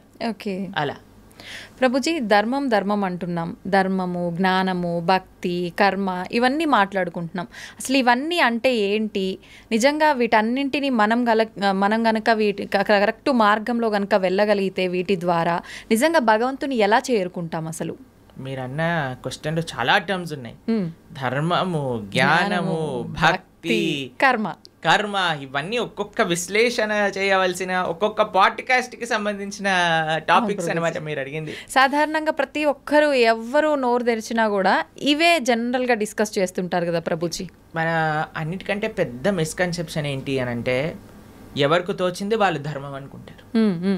నాకు తెలిసిందే ధర్మము, అంతే, నేను ఇది ఇలా చేశాను కాబట్టి ఇదే ధర్మము, నాకు ఇలా తెలుస్తుంది కాబట్టి ఇదే భక్తి, నేను ఇచ్చేస్తాను ఇదే నాకు జ్ఞానము, నాకున్నదే గొప్ప జ్ఞానము. ఇదంతా కాదండి, చాలా సింపుల్. ధర్మస్తు సాక్షాత్ భగవత్ ప్రణీతం.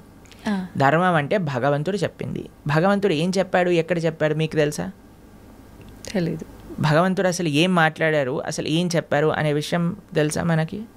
భగవంతుడు చెప్పింది భగవద్గీత.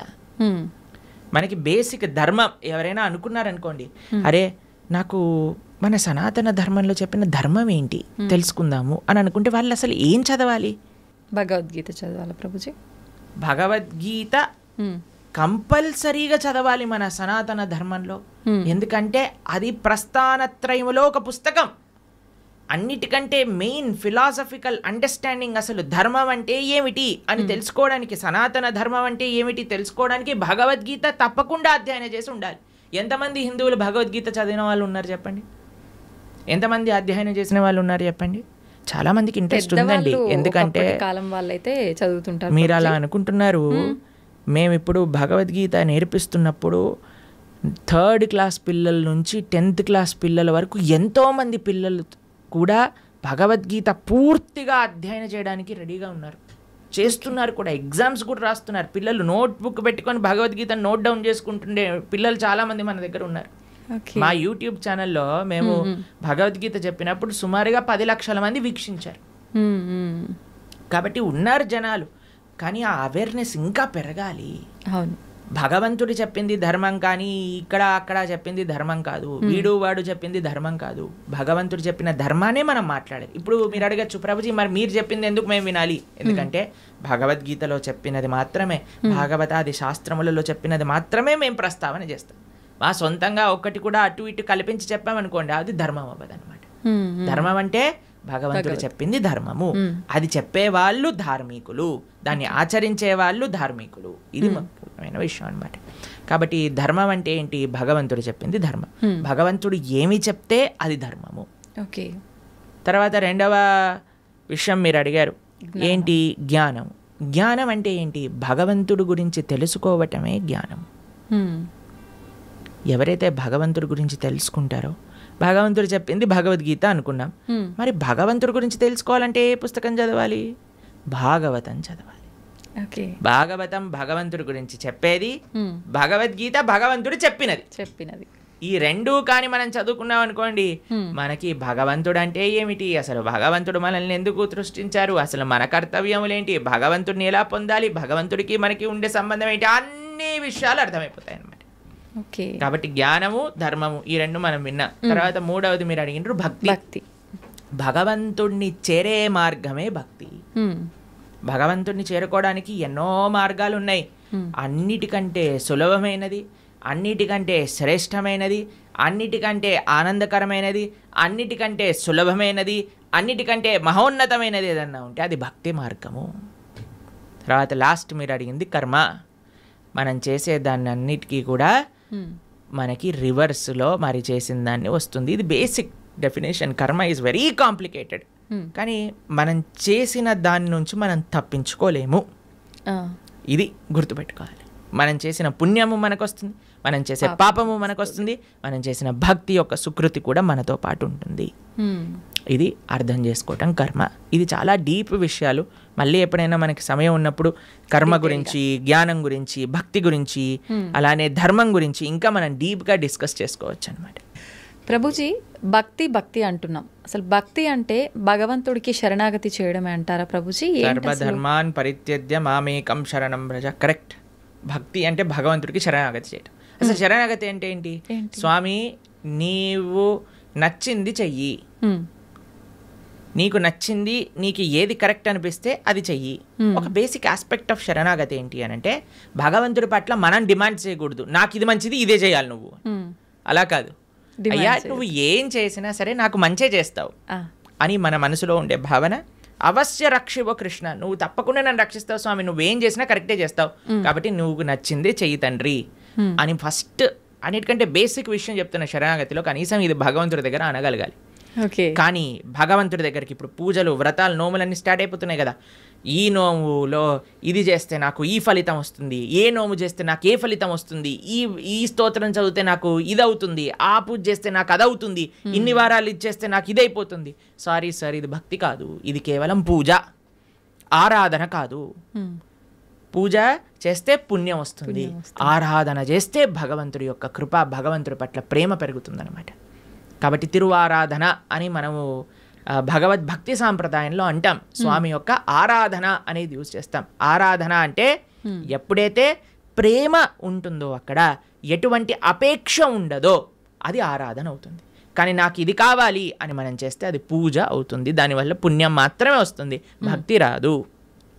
కాబట్టి మీరు అన్నట్టుగా భగవంతుడి యొక్క పూజ చేయటము లేదా భగవంతుడి యొక్క ఆరాధన చేయడం యొక్క అన్నిటికంటే గొప్ప ఫలితం ఏంటి అని అంటే భగవంతుడికి శరణాగతి చేయుట. స్వామి నేను నీ వాణ్ణి, నీకు చెందిన వాణ్ణి, నువ్వు నాకు ఏం చేసినా సరే అది తప్పకుండా కరెక్టే చేస్తావు అని భగవంతుడికి కంప్లీట్ శరణాగతి, శ్రీకృష్ణ భగవానుడికి కంప్లీట్గా శరణాగతి చేయుట, దాన్నే భక్తి అని అంటారు. చాలా కరెక్ట్గా చెప్పారు మీరు. ఆ భావన చాలా శ్రేష్టమైన భావన, అందరూ అలవర్చుకోవాల్సిన భావన అది. ప్రభుజీ, ఒక జీవి ముక్తి పొందాలి అంటే మీరు చెప్పినట్టుగా భగవంతుడికి శరణాగతి చేస్తే ముక్తి పొందొచ్చు అంటారా? అదే మార్గం భగవంతుడి దగ్గరికి వెళ్ళడానికి, భగవంతుడి యొక్క సేవ చేయడానికి మార్గమే భక్తి శరణాగతి. ఇంకే మార్గం లేదు. భగవంతుని చేరుకోవడానికి అన్నిటికంటే ఈజియెస్ట్ మార్గం, అన్నిటికంటే బెస్ట్ మార్గం ఏదన్నా ఉంటే అది భక్తియే. ఆ భక్తి తప్ప సమాశ్రితాయై పదపల్లవప్లవం మహత్పదం పుణ్య యశోమురారే భవాంబుదిర్వత్స పదం పరం పదం పదం పదం యద్విపదాం న తేషాం అని అంటారు. సమాశ్రితాయై అంటే శరణాగతి చేయటం. ఎవరైతే భగవంతుడి యొక్క శ్రీచరణాలను ఆశ్రయిస్తారో అటువంటి వాడికి ఏమవుతుందట, ఇంత పెద్ద సంసార సాగరం అంటాం కదండి, సంసార సాగరంలో కొట్టి ముట్టాడుతున్నాం అంటారు కదా, ఆ సంసార సాగరం ఎంత అయిపోతుందట అంటే ఒక గోవు దూడ పాదం ఉంటుంది కదండి, దూడ కానీ బురదలో పాదం పెట్టింది అనుకోండి, ఇంత చిన్న హోల్ అవుతుంది, దాంట్లో ఎంత నీళ్లు ఉంటాయి? తక్కువగా ఉంటాయి. అన్ని నీళ్ళు అయిపోతుందంటే ఈ సంసార సాగరం మొత్తం ఎవరైతే భగవంతుడికి శరణాగతి చేస్తారు. అంత నీటిని ఎంత సులభంగా దాటొచ్చండి, ఒక పాదం పెడితే సరిపోతుంది, దాటి అంతే. అలా సంసారాన్ని దాటేయచ్చట ఎవరైతే భగవంతుడి యొక్క పాదాలకు శరణాగతి చేస్తారు. కాబట్టి ముక్తి కావాలి, భగవంతుడి దగ్గరికి వెళ్ళి భగవంతుడి యొక్క సేవ చేసుకోవాలి అని అనుకున్న వాళ్ళకి ఏకైక మార్గం ఏమిటి అని అంటే అది భక్తి శరణాగతి మాత్రమే, ఇంకా ఏ మార్గము పని చెయ్యదు. ఓకే ప్రభుజీ, మోక్షం అంటుంటాం, ముక్తి మోక్షం ఒకటేనా? ఇవి రెండు కూడా భగవంతుని చేరుకోవడాన్నే ముక్తి మోక్షం అని అంటారా? ఎస్, ముక్తి మోక్షము అని అంటే చాలా మందికి ఒక మిస్కన్సెప్షన్ ఏముంటుంది అని అంటే భగవంతుల్లోకి వెళ్ళి కలిసిపోవటము అని అనుకుంటారు, ఐక్యం అయిపోవటము అని అంటారు. చాలా మంది ఈ మాట వాడుతూ ఉంటారు అనమాట. ఐక్యం అయిపోవాలి భగవంతుడి లోపల. మనం ఏమి భగవంతుడి లోపల ఐక్యం అవ్వడానికి పుట్టలేదండి. జీవులం అందరూ కూడా జీవేర స్వరూప హోయ్ కృష్ణేర నిత్య దాస్, మనందరం కూడా భగవంతుడి యొక్క సేవ చేయడానికి ఉన్నాం. ఇప్పుడు చూడండి, ఒక చిన్న పిల్ల ఉంది, ఆవిడికి అమ్మ అంటే చాలా ప్రేమ ఉన్నప్పుడు ఆ చిన్న పిల్ల వచ్చి అమ్మతోటి, అమ్మ మళ్ళీ నేను నీ పొట్టలోకి దూరిపోతాను, నీ శరీరంలోకి వెళ్ళిపోతాను అని అంటే, ఒరే శరీరంలోకి వెళ్ళటం ఏంట్రా, నువ్వు అమ్మ అంటే ప్రేమ ఉంది అని అంటే నువ్వు ఏదో ఒక సేవ చేయాలి, అమ్మకి నచ్చినట్టుగా ఉండాలి, అమ్మకి నచ్చే విధంగా ఉండాలి, అదే సేవ కదండి. అమ్మ పొట్టులోకి వెళ్ళిపోవటం ప్రేమనా లేదా అమ్మకి నచ్చే పనులు చేయటం ప్రేమనా? నచ్చే పని చేయటం. కాబట్టి భగవంతుడి యొక్క భక్తి, భగవంతుడి ముక్తి అని అంటే భగవంతుడు లోపలికి వెళ్ళిపోవాలి అని కోరుకోవటం కాదు, భగవంతుడినే అయిపోవాలి అని చాలా మంది అనుకుంటూ ఉంటారు అనమాట. కానీ అది కాదండి ముక్తి అంటే. ముక్తి అంటే భగవంతుడి యొక్క సేవ చేయటం. భగవంతుడి యొక్క సేవ కాదు, భగవంతుడి యొక్క భక్తుల యొక్క సేవ. భగవంతుడి యొక్క భక్తుల యొక్క సేవ కాదు, భగవంతుడి యొక్క భక్తుల యొక్క భక్తుల యొక్క సేవ. భగవంతుడి యొక్క భక్తుల యొక్క భక్తుల యొక్క సేవ కాదు, భగవంతుడి యొక్క భక్తుల యొక్క భక్తుల యొక్క భక్తుల యొక్క సేవ. దాసానుదాసో తవ పాదేయిక మూలం, ఇది ముక్తి అని అంటే. మనం చాలామందికి ప్రశ్న, ఒకవేళ మనకి ముక్తి వచ్చేసింది అనుకోండి, భగవంతుడి దగ్గరికి వెళ్ళిపోవాలి, ఏం చేస్తాము? సేవ చేసుకుంటాం. ఎస్, సేవ చెయ్యాలి అనే వాళ్ళకే అక్కడికి అలౌడ్ ఉంటుంది, లేకపోతే అలౌడ్ ఉండదు అనమాట. నేను కూడా మీరు వైకుంఠానికి ఎందుకు వెళ్తున్నారండి అని వీసా స్టాంపింగ్ వాళ్ళు అడిగారు అనుకోండి, ఏం లేదండి మేము కొద్దిగా మాకు వైకుంఠం చూసి రావాలని ఉంది అనుకోండి, రిజెక్ట్ అనేసిస్తారు. టూరిస్ట్గా వెళ్ళలే మనం వైకుంఠానికి, పర్మనెంట్ రెసిడెంట్గానే వాళ్ళు వీసా ఇస్తారు. ఆ పర్మనెంట్ రెసిడెంట్లో కూడా పర్మనెంట్ ఎంప్లాయ్మెంట్ ఉంటుందన్నమాట మనకి భగవంతుడి యొక్క సర్వీస్. ఎవరైతే ఎంజాయ్మెంట్ మెంటాలిటీ ఉంటుందో వాళ్ళకి పరలోకానికి అలౌడే ఉండదు. ఎవరైతే సేవా భావనలో ఉంటారో వాళ్ళకి మాత్రమే భగవంతుడి దగ్గరికి అలౌడ్ ఉంటుంది. ప్రభుజీ, జీవాత్మ అంటుంటారు, జీవుడు జీవాత్మ రెండు ఒకటేనా, వేరు వేరంటారా? ఎస్, మనకి 3 రకాల శరీరములు ఉంటాయి. ఇప్పుడు మీరు చూసే దాన్ని స్థూల శరీరము అని అంటారు. అంటే చర్మము, బ్లడ్, బోన్స్ వీటన్నిటితో ఉండే స్థూల శరీరం అంటారు. దీంట్లోపల సూక్ష్మ శరీరం అని ఉంటుంది. మన బుద్ధి అహంకారములతో స్థూల శరీరం ఉంటుందన్నమాట. దాని లోపల స్థూల శరీరం, సూక్ష్మ శరీరం, దాని లోపల మనకి కారణ శరీరము అని అంటారు. దాన్ని ఆత్మ, జీవాత్మ అని అంటారు. ఇప్పుడు చూడండి, ఫర్ ఎగ్జాంపుల్ ఇప్పుడే నేను స్టూడియోకి వస్తుంటే ఒకళ్ళు వెళ్ళిపోయారు, ఆయన పక్కన నుంచి ఇలా తీసుకెళ్తూ ఉన్నారనమాట. సపోజ్ పలానా వ్యక్తి వెళ్ళిపోయారండి అని అంటారు. వెళ్ళిపోయారు అని అంటే ఇక్కడే కదండి మనం ముందే కనిపిస్తున్నారు కదా. మరి వెళ్ళిపోయారు అని ఏం వెళ్ళిపోయింది? ఆత్మ. ఇదే బేసిక్ అండర్స్టాండింగ్. కానీ ఎంతమందికి ఈ విషయం గురించి, అరే ఆత్మ వేరు శరీరం వేరు అని మనం గుర్తించేసామనుకోండి, ఈ శరీరం పైన అంత ఇన్వెస్ట్మెంట్ ఎందుకు చేస్తాం చెప్పండి? అసలు ఎవరైనా అద్దెల్ని అలంకరించుకుంటారా? మీకు ఈ స్టూడియో అంటే జస్ట్ రెంట్కే ఇచ్చారంటే మీరు ఒక ₹1 కోటి పెట్టి దీన్ని రీమోడిఫికేషన్ చేస్తారా? లేదు, ఆలోచిస్తాం ప్రభుజీ, ఖచ్చితంగా ఆలోచిస్తాం. ఎప్పుడైతే మన సొంత ఇల్లు ఉంటుందో అక్కడ అలంకరించుకుందాం అని అనుకుంటారు కదా. కానీ మనందరం చేసే పని ఏంటి? ఇది తెలుసు, అదే ఈ శరీరము పర్మనెంట్ కాదు, అయినా సరే మనం ఈ శరీర పోషణలో ఉన్నాం. కానీ శరీర పోషణలో ఉండద్దు అని చెప్పట్లేదండి, కానీ ముఖ్యమైన ఆత్మని మర్చిపోరాదు. అదే అన్నిటికంటే ముఖ్యం. జీవాత్మ మనము అని అంటే, ఇప్పుడు చూడండి, ఇది నా చెయ్యి అంటాం, నా చెయ్యి, నా షర్ట్, నా వాచ్, నా తల, నా కళ్ళు. మరి నువ్వెవరు? నా నా నా నా అంటున్నావు కదా, మరి నువ్వెవరు అని కానీ మనం ప్రశ్న చేసుకుంటే మనకు తెలుస్తుంది మనం ఈ శరీరం కాదు. శరీరం అయితే మరి ఆ వ్యక్తి అలానే ఉన్నాడు కదా, వెళ్ళిపోయారు అని ఎందుకు అంటున్నారు? జీవులం మనం, మనందరం కూడా ఆత్మ, అదే జీవాత్మ అంటారు. కేవలం ఈ 3 కాదండి, ఇంకొక ఆయన కూడా మన శరీరంలో ఉన్నారు, ఆయన పరమాత్మ. మన హృదయంలో, హృదయ స్థానంలో 2 ఉంటారు వ్యక్తులు, జీవాత్మ, పరమాత్మ, 2. జీవాత్మ ఎప్పుడైతే పరమాత్మను తెలుసుకొని పరమాత్మకు శరణాగతి చేసి పరమాత్మ సేవ చేస్తారో దాన్నే ముక్తి మోక్షము అనేది. కాబట్టి జీవుడు జీవాత్మ 2 ఒకటే. జీవాత్మ ఒకళ్ళు, పరమాత్మ ఒకళ్ళు. పరమాత్మని తెలుసుకోవటమే జీవుడి యొక్క లక్ష్యం. ప్రభుజీ, ఒకసారి ఆత్మ శరీరాన్ని విడిచి వెళ్ళిన తర్వాత మళ్ళీ ఎంత కాలం పడుతుంది మళ్ళీ ఒక జీవిలో రావటానికి?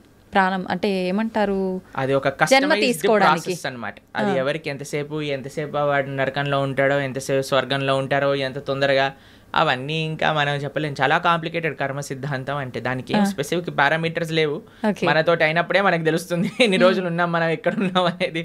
కాబట్టి తప్పకుండా ఒక శరీరం నుంచి వదిలిపెట్టి వెళ్ళాక కొన్ని రోజులు ఆ జీవాత్మ అలానే తిరుగుతారు అని చెప్తారు. అందుకే మనము మంచి పుణ్యకర్మలన్నీ చేయడానికి ప్రయత్నం చేస్తాం. 10, 11, 12 అట్లా ఒక్కొక్కరికి ఒక్కొక్క పద్ధతులు ఉంటాయి.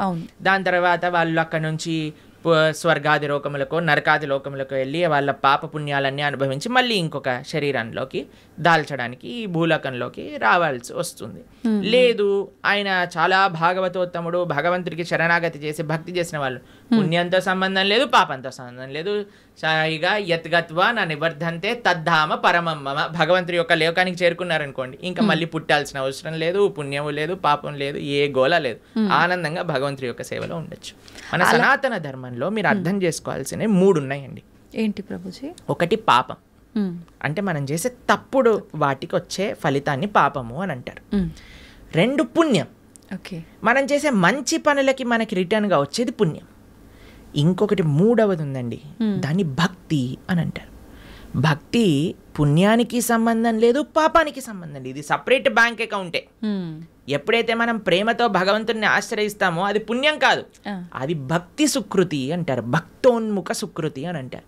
ఎవరైతే భక్తి చేస్తారో అటువంటి వాళ్ళు నా స్వర్గానికి వెళ్ళరు, నా నరకానికి వెళ్ళరు. వాళ్ళు వెళ్ళేది భగవంతుడి యొక్క లోకానికి. స్వర్గానికి వెళ్ళినా, నరకానికి వెళ్ళినా, ఇంకా ఏ దేవత యొక్క ప్రపంచానికి వెళ్ళినా సరే, లోకానికి వెళ్ళినా సరే, కృష్ణుడు భగవద్గీతలో చెప్తారు, ఆ బ్రహ్మ భువనాలోక పునరావృత్తినో అర్జున. ఇక్కడ నుంచి బ్రహ్మలోకం అంటే అన్నిటికంటే టాప్ మోస్ట్ లోకం అనమాట. అక్కడ వరకు వెళ్ళిన వాళ్ళు కూడా మళ్ళీ పుట్టాల్సిన అవసరం ఉంటుంది. ఎప్పుడైతే మాముపేత్యత్తు కౌంతయ్య, నన్ను ఆశ్రయించిన వాళ్ళు, ఎవరు చెప్తున్నారు నన్ను అని అంటే కృష్ణుడు అర్జునుడితో చెప్తున్నారు, నన్ను ఆశ్రయించిన వాళ్ళకి మళ్ళీ పుట్టుక అనేది ఉండదు అనే విషయం చెప్తున్నారు. కాబట్టి మనం పుణ్యం పైన ఫోకస్ చేయకూడదు, పాపం పైన ఫోకస్ చేయకూడదు, మనం భక్తి పైన ఫోకస్ చేయాలి. ఇది పర్మనెంట్ సొల్యూషన్ అనమాట. ఓకే ప్రభుజీ, భక్తి వేరు, భగవంతుణ్ణి తెలుసుకోవడం వేరా ప్రభుజీ? రెండు ఒకటేనా? భక్తి మార్గంలో మొట్టమొదటి అడుగు శ్రవణం, అంటే భగవంతుడి గురించి తెలుసుకోవడం. ప్రహ్లాదుని హిరణ్యకశిపుడు అడుగుతారు, అయ్యా నువ్వు స్కూల్కి వెళ్ళావు కదా, బోర్డింగ్ స్కూల్ హాస్టల్కి వెళ్ళావు కదా, ఏం నేర్చుకున్నావు అని అంటే, శ్రవణం కీర్తనం విష్ణు. శ్రవణం అని అంటే భగవంతుడి గురించి వినటము. భక్తి అంటే ఏదో పూజలు చేసేసి, ఇక్కడ నుంచి 1000 పూలు పట్టుకొచ్చేసి, ధూపాలు వేసేసి, నోములు ఇచ్చేసి, లక్ష పూలలతో పూజ చేసేసి, ఒక లీటర్ల అభిషేకాలు చేసి, ఇది కాదండి భక్తి అంటే. భక్తి అంటే భగవంతుడి గురించి వినటం. ఇది ఎవరు చెప్తున్నారు? పరమ భక్తుడైన ప్రహ్లాదుడు చెప్తున్నాడు. ఫస్ట్ ప్రాసెస్ ఏంటి? శ్రవణం, భగవంతుడి గురించి వినటం. ఏం వినాలి? గీత, భాగవత, రామాయణ, అసలు అన్నీ ఏదైతే భగవంతుడి గురించి చెప్తారో వాటిని వినాలి. శ్రవణం, కీర్తనం, దాని తర్వాత మనం చేయాల్సింది జపం. చూడండి ఆయన ఏం ప్రాసెస్లో చెప్తున్నారు, ప్రియారిటీ వైజ్ చెప్తున్నారు అనమాట. శ్రవణం, కీర్తనం, విష్ణో. ఎవరికి చేయాలి ఇది? భగవంతుడైన నారాయణుడు విష్ణువుకి చేయాలి. శ్రవణం, కీర్తనం, విష్ణు, స్మరణం, పాద సేవనం. స్మరిస్తూ ఉండాలి. మనం విన్నది స్మరిస్తూ ఉంటే అప్పుడు మనకి భగవంతుడి పట్ల ప్రేమ పెరుగుతుంది. అప్పుడు మనం భగవంతుడి యొక్క ఆరాధన చేసామనుకోండి, ప్రేమతో ఆరాధన చేయగలుగుతాం. లేకపోతే ఎప్పుడు మనసులో ఈ కోరిక గుర్తొచ్చినంత భగవంతుడు గుర్తురాడు. నిజమే ప్రభుజీ. ఎప్పుడైతే మనం శ్రవణం, కీర్తనం, భగవంతుడి గురించి వింటామో, భగవంతుడి యొక్క నామాన్ని జపం చేస్తామో, అప్పుడు మనం ఆరాధన చేసేటప్పుడు మన మనసు భగవంతుడి పైన ఉంటుంది. కాబట్టి అందరూ కూడా ఫస్ట్ వ్రతాలు, నోములు, పూజలు చేసేయడానికి పరిగెత్తుతూ ఉంటారు. కానీ దాటికంటే ఫస్ట్ ఇనీషియల్ స్టెప్స్ ఏంటి అని అంటే, ఇప్పుడు చూడండి, ఒక ఫస్ట్ ఫ్లోర్కి ఎక్కాలి అని అంటే మనం లాంగ్ జంప్ చేసేసి ఎక్కిస్తామా? ఒకసారి దూకామనుకోండి, ఆయనతో కాళ్ళు చేతులు విరిగిపోతాయి, అంతే. మెల్లమెల్లగా ఎక్కామనుకోండి, కరెక్ట్ పాత్లో మనం వెళ్తూ ఉండొచ్చు అనమాట. అందుకే ఫస్ట్ స్టెప్ ఏంటంటే భగవంతుడి గురించి వినండి, భగవంతుడు గురించి స్మరించండి, భాగవత, రామాయణాదులు ఏం చెప్పారో తెలుసుకోండి. అందుకే ఇన్ని గంటలు మనం యూట్యూబ్లలో వీటిలలో చెప్పేది ఎందుకు అని అంటే, జనాలు వినడానికి. వింటే వాళ్ళకి భగవంతుడి గురించి తెలిస్తే మంచి భక్తి మార్గంలో ముందుకెళ్తే అది జీవుడి యొక్క పరమశ్రేయస్సుకి కారణం అవుతుంది. ఓకే ప్రభుజీ, ఒక మంచి భక్తుడిగా ఉండాలి అంటే ఫస్ట్ చేయాల్సింది మీరు చెప్పినట్టుగా భగవంతుడి గురించి వినడమే అంటారా? కరెక్ట్. శ్రవణం, కీర్తనం. ఫస్ట్ ప్రాసెస్ ఏంటి అంటే శ్రవణం. మనం వినడానికి ప్రయత్నం చేయాలి. ఎవరి నుంచి వినడానికి ప్రయత్నం చేయాలి? ఎవరైతే శాస్త్ర అధ్యయనం చేసిన మంచి భక్తులు ఉన్నారు. ఇప్పుడు చూడండి, మార్కెట్లో ఎవరు పడితే వాళ్ళు చెప్పడానికి రెడీ అయిపోయారు. ఇది ఇలా చెయ్యి, ఆ చిట్కా ఇలా చెయ్యి, ఈ పరిష్కారం ఇలా చెయ్యి. అసలైతే ఎంత ఆశ్చర్యం అనిపిస్తుంది అంటే, కొన్నిసార్లు మాకు వీడియోలు పంపిస్తే అసలు ఇలాంటి వ్యక్తుల్ని ఎలా వినగలుగుతున్నారు జనాలు అని అనిపించేటట్టుగా ఆశ్చర్యపడిపోతాం అనమాట. ఎందుకంటే భాగవత, మన శాస్త్రాలు చెప్పే విషయం వేరు, వీళ్ళు చెప్పే విషయాలు వేరు. ఒకడు తలపైన చేయబెడతానంటాడు, ఒకడు ఇంకొక మాయ చేస్తానంటాడు, ఇంకొకడు మ్యాజిక్ చేస్తానంటాడు. మాయలు, మ్యాజిక్ కావాలంటే మీరు మ్యాజిక్ షోకి వెళ్ళండి కదా, దేవుడి దగ్గరికి ఎందుకు రావాలి? ఆధ్యాత్మిక గురువు మాయలు, మ్యాజిక్లు, తంత్రాలు, యంత్రాలు, తలపైన చేయబెట్టాలు అవన్నీ చేయరండి. ఆధ్యాత్మిక గురువు ఎప్పుడైనా సరే, మీరు ఏ శాస్త్రంలో చూసినా ఎవరైనా సరే మీరు చూడండి, మన జ్ఞానము వేరే వ్యక్తులకి గురువు ఎప్పుడు కూడా శ్రవణం ద్వారానే పంపిస్తారు. రామ లక్ష్మణులు కూడా విశ్వామిత్రుల దగ్గర నుంచి శ్రవణం చేసి జ్ఞానాన్ని సంపాదన చేసుకున్నారు. కృష్ణుడు సాందీపముని దగ్గర నుంచి శ్రవణం చేసుకొని జ్ఞానాన్ని విన్నారు. అర్జునుడు కృష్ణుడి దగ్గర నుంచి శ్రవణం చేశారా? కృష్ణుడు వచ్చి చేయబెట్టాడు అర్జునుడి పైన శ్రవణం. కాబట్టి భగవంతుడిచ్చిన మార్గము శ్రవణం. మన జ్ఞాన సముపార్జన చేయాలి, మనకి ఏదో అయిపోవాలని మన ధర్మంలో కొంతమంది మనల్ని మోసం చేసే, ఇప్పుడు చూడండి ఎవరికైతే మోసపోవాలని ఉంటుందో వాళ్ళని మోసం చేసే వాళ్ళు రెడీగా ఉంటారు మార్కెట్లో. మన ధర్మంలో మోసాలు చేసేవాళ్ళు తక్కువ అని మనం చెప్పడానికి వీలు లేదు, ఉన్నారు. ఎందుకంటే మనకి ఆ మోసపోయే ప్రవృత్తి ఉన్నది కాబట్టి. ఇది కాకుండా ఇతర మతాల వాళ్ళైతే ఇంకా పీక్స్కి వెళ్ళిపోయారనమాట. వాళ్ళు చేసే మోసాలు కానీ, వాళ్ళు చేసే యాక్టింగ్లు కానీ, వాళ్ళు చేయించే డ్రామాలు కానీ చూస్తే అసలు ఎందుకు ఇంతమంది అక్కడ ఉంటున్నారంటే, అసలు మీరు చూడండి, మేము ఆ వీడియో చూసినప్పుడు మాకు పంపిస్తుంటారనమాట జనాలు, ఇలా ఇలా ఇలా ఇలా వీళ్ళు చేస్తున్నారు ప్రభుజీ, పాస్టర్లు వీళ్ళు అని చూస్తున్నప్పుడు అయితే మాకు అనిపిస్తుంది, ఎవడైనా బుర్రున్నవాడు అసలు ఈ సభకి వెళ్తాడా, అసలు వీక్షిస్తాడా?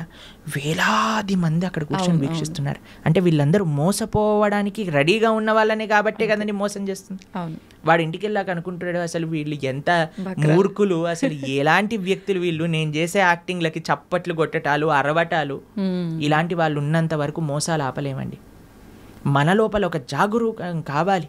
నేను శాస్త్రాన్ని నమ్ముతా, భగవంతుడి యొక్క తత్వాన్ని అధ్యయనం చేస్తా, కానీ మ్యాజిక్ల వల్ల ఏమంటాం మీరు చేతులు పెట్టటాల వల్ల, ఏవో సృష్టించటం వల్ల, ఏదో మన జీవితంలో ఏదో మంచి జరిగిపోవటం వల్ల, దానివల్ల ఏది వచ్చే ప్రయోజనం లేదండి.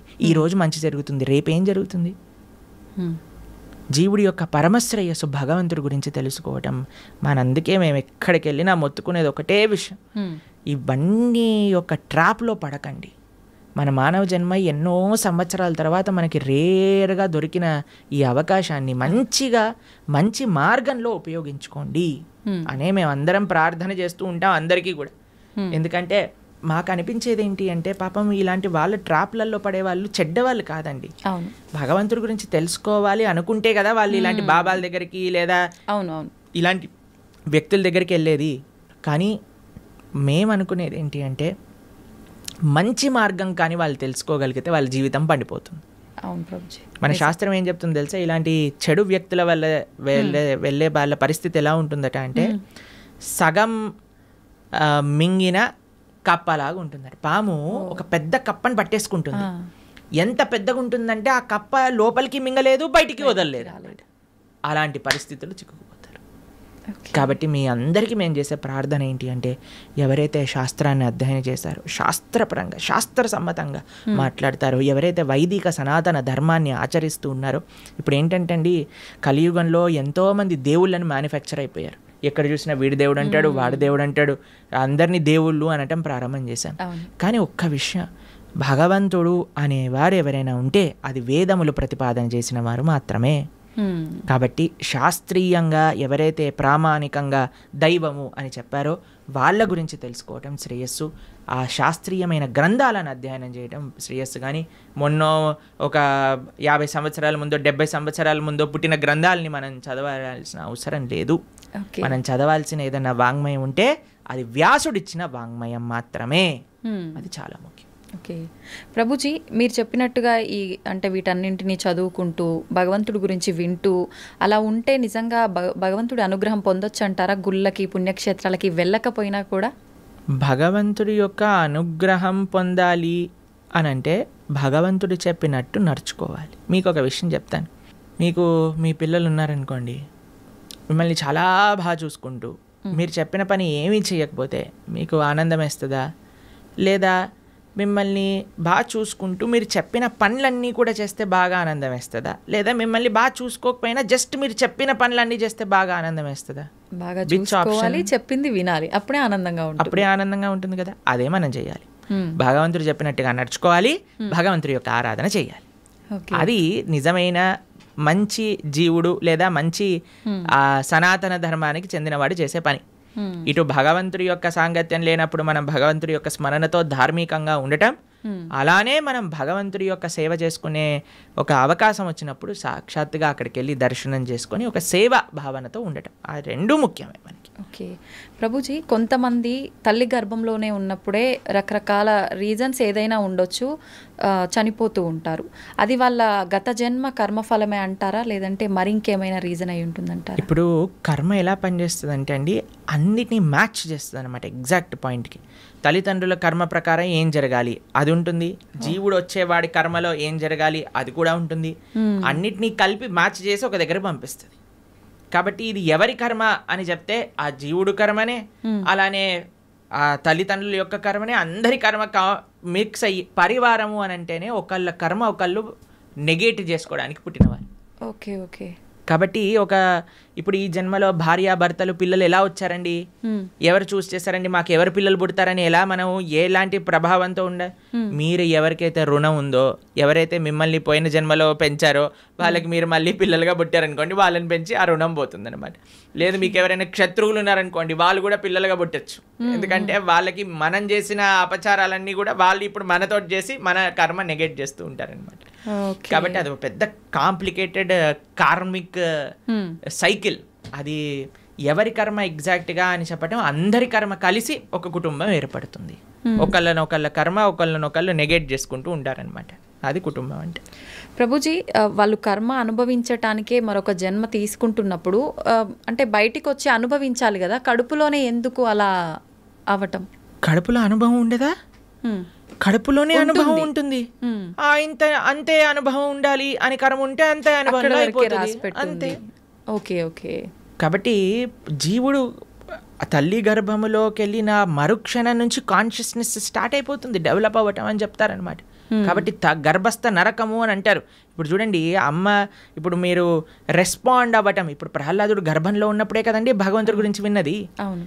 పిల్లలు అందుకే చెప్తారు, ఎవరైతే కడుపుతో ఉంటారో అప్పుడు మంచి విషయాలు వినాలని, రామాయణ భాగవతాలు వింటూ ఉండండి, అప్పుడు పుట్టేవాడు మంచి భక్తుడిగా పుడతాడు అని.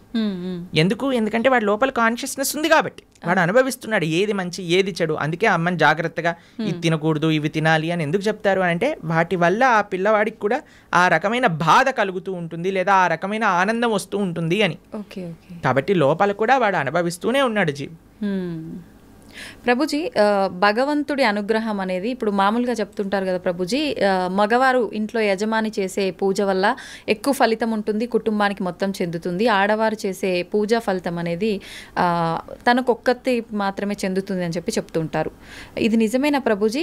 ఒకవేళ ఇది నిజమైతే చేసే పుణ్యంలో 50% భార్యకి చెందుతుంది, భార్య చేసే పుణ్యంలో నయా పైసా హస్బెండ్కి రాదు. హస్బెండ్ చేసే పాపంలో 50% భార్య చేసే పాపంలో 50% హస్బెండ్కి చెందుతుంది, హస్బెండ్ చేసే పాపంలో నయా పైసా భార్యకి రాదు. ఓకే. కాబట్టి ఇలా చూసుకుంటే ladies are more fortunate in one sense. కాబట్టి యజమాని ఎందుకు జాగ్రత్తగా నువ్వు ధార్మికంగా ఉండాలి అని చెప్తున్నారంటే, ఎందుకంటే వాడే ఎక్కువ ట్రిత్లో ఉన్నాడు అనమాట. వాడు చేసిన దానికి చేయని దానికి అనుభవించాల్సింది వాడే, కాబట్టి జాగ్రత్తగా ఉండు అని చెప్పేది.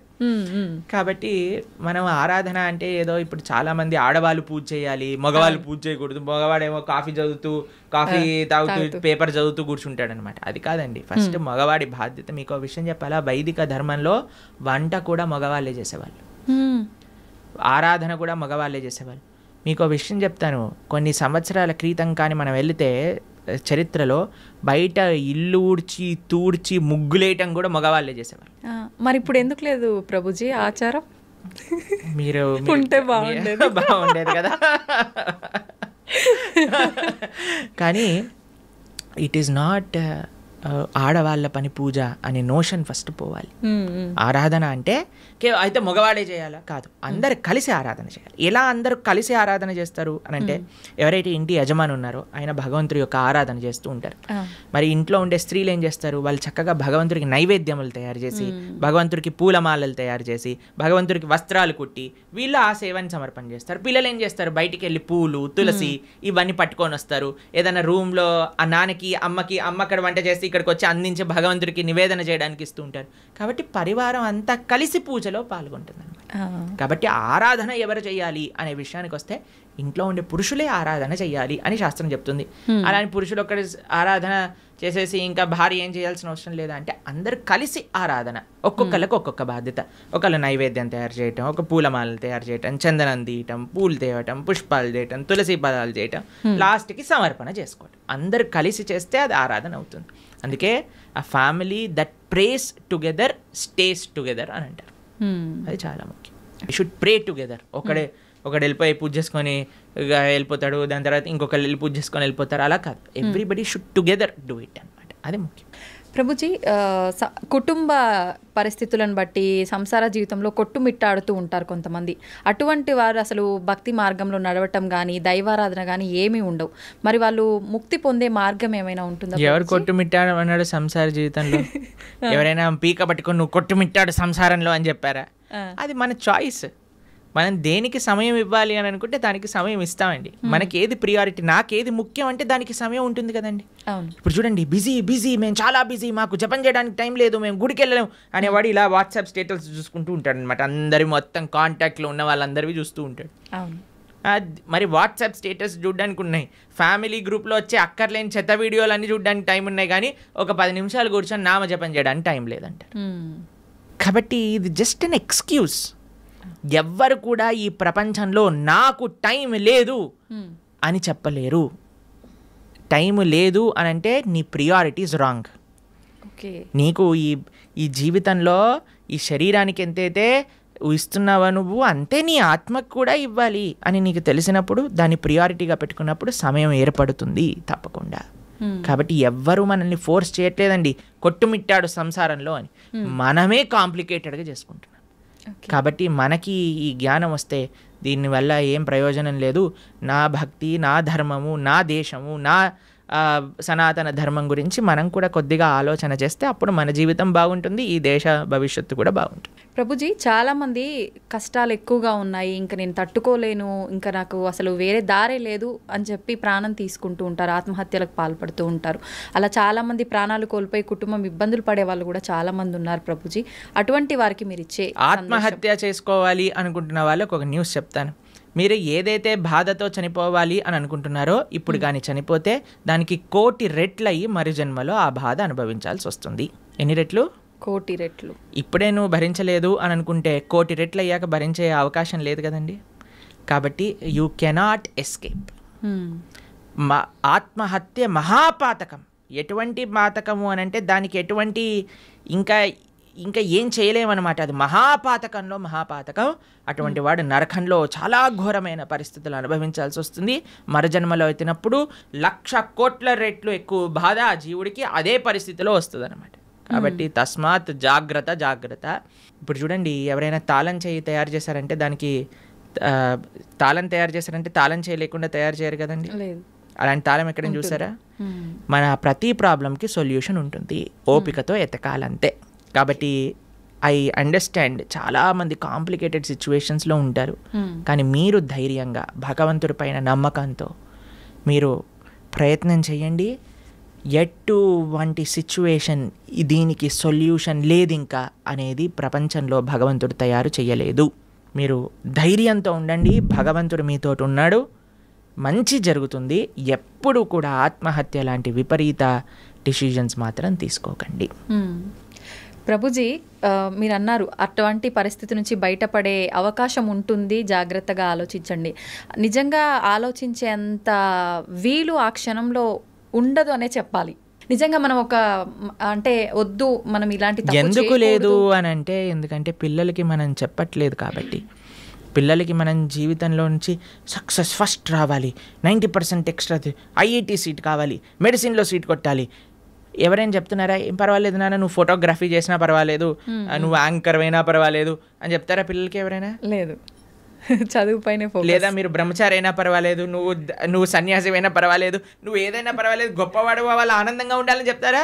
ఇవి అసలే డబ్బులు సంపాదన చేయాలి. డబ్బులు సంపాదిస్తే మంచి భార్య వస్తుంది, మంచి భార్య వస్తే మంచి కట్నం వస్తుంది, మంచి కట్నం వస్తే మంచి విలాసంగా ఉంటారు. దీంతో పిల్లల్ని పెంచామనుకోండి, వాడికి ఇది అయిపోతే నా జీవితం ఫెయిల్యూర్ కదా.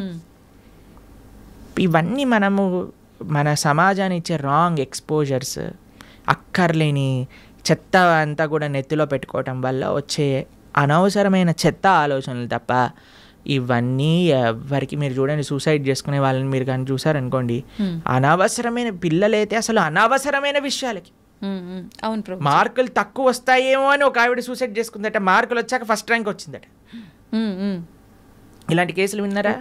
లవ్ ఫెయిలియర్, అలాంటి లవ్ ఫెయిలియర్ వాళ్ళందరినీ నాకే అనిపిస్తుంది వీళ్ళు నిజంగా చచ్చిపోయే వాళ్ళని కాదు, వీళ్ళని నిజంగా తల్లిదండ్రులే బాగా గుణపాఠం నేర్పించాలని. చిన్న చిన్న పిల్లలండి, 10th క్లాస్ పిల్లలు, ఇంటర్మీడియట్ చదివే వాళ్ళు, ఇంజనీరింగ్ చేసేవాళ్ళు, వాళ్ళకి డబ్బులన్నీ ఎందుకు పిల్లలకి ఎందుకు పంపిస్తున్నామండి? మనం ఏమన్నా లవ్వులలో ఉండమని పంపిస్తున్నారా, లేదా బాధ్యతాయుతంగా చదువుకొని ముందుకెళ్ళాలని పంపిస్తున్నారా? అవును ప్రభుజీ, చదువుకో. కాబట్టి ఇవన్నీ ఎందుకు పిల్లల లోపలికి ఈ ప్రేమ, ఈ ఇన్సెక్యూరిటీస్, ఇవన్నీ ఎందుకు వచ్చాయి అని అంటే మనకుండే రాంగ్ ఎక్స్పోజర్. సినిమాలు, సీరియళ్ళు, ఎక్కడ పడితే అక్కడ చెత్త కదండి మనం చూసేది. ఆ చెత్త అంతా ఉన్నప్పుడు చెత్త ఆలోచనలే వస్తాయి.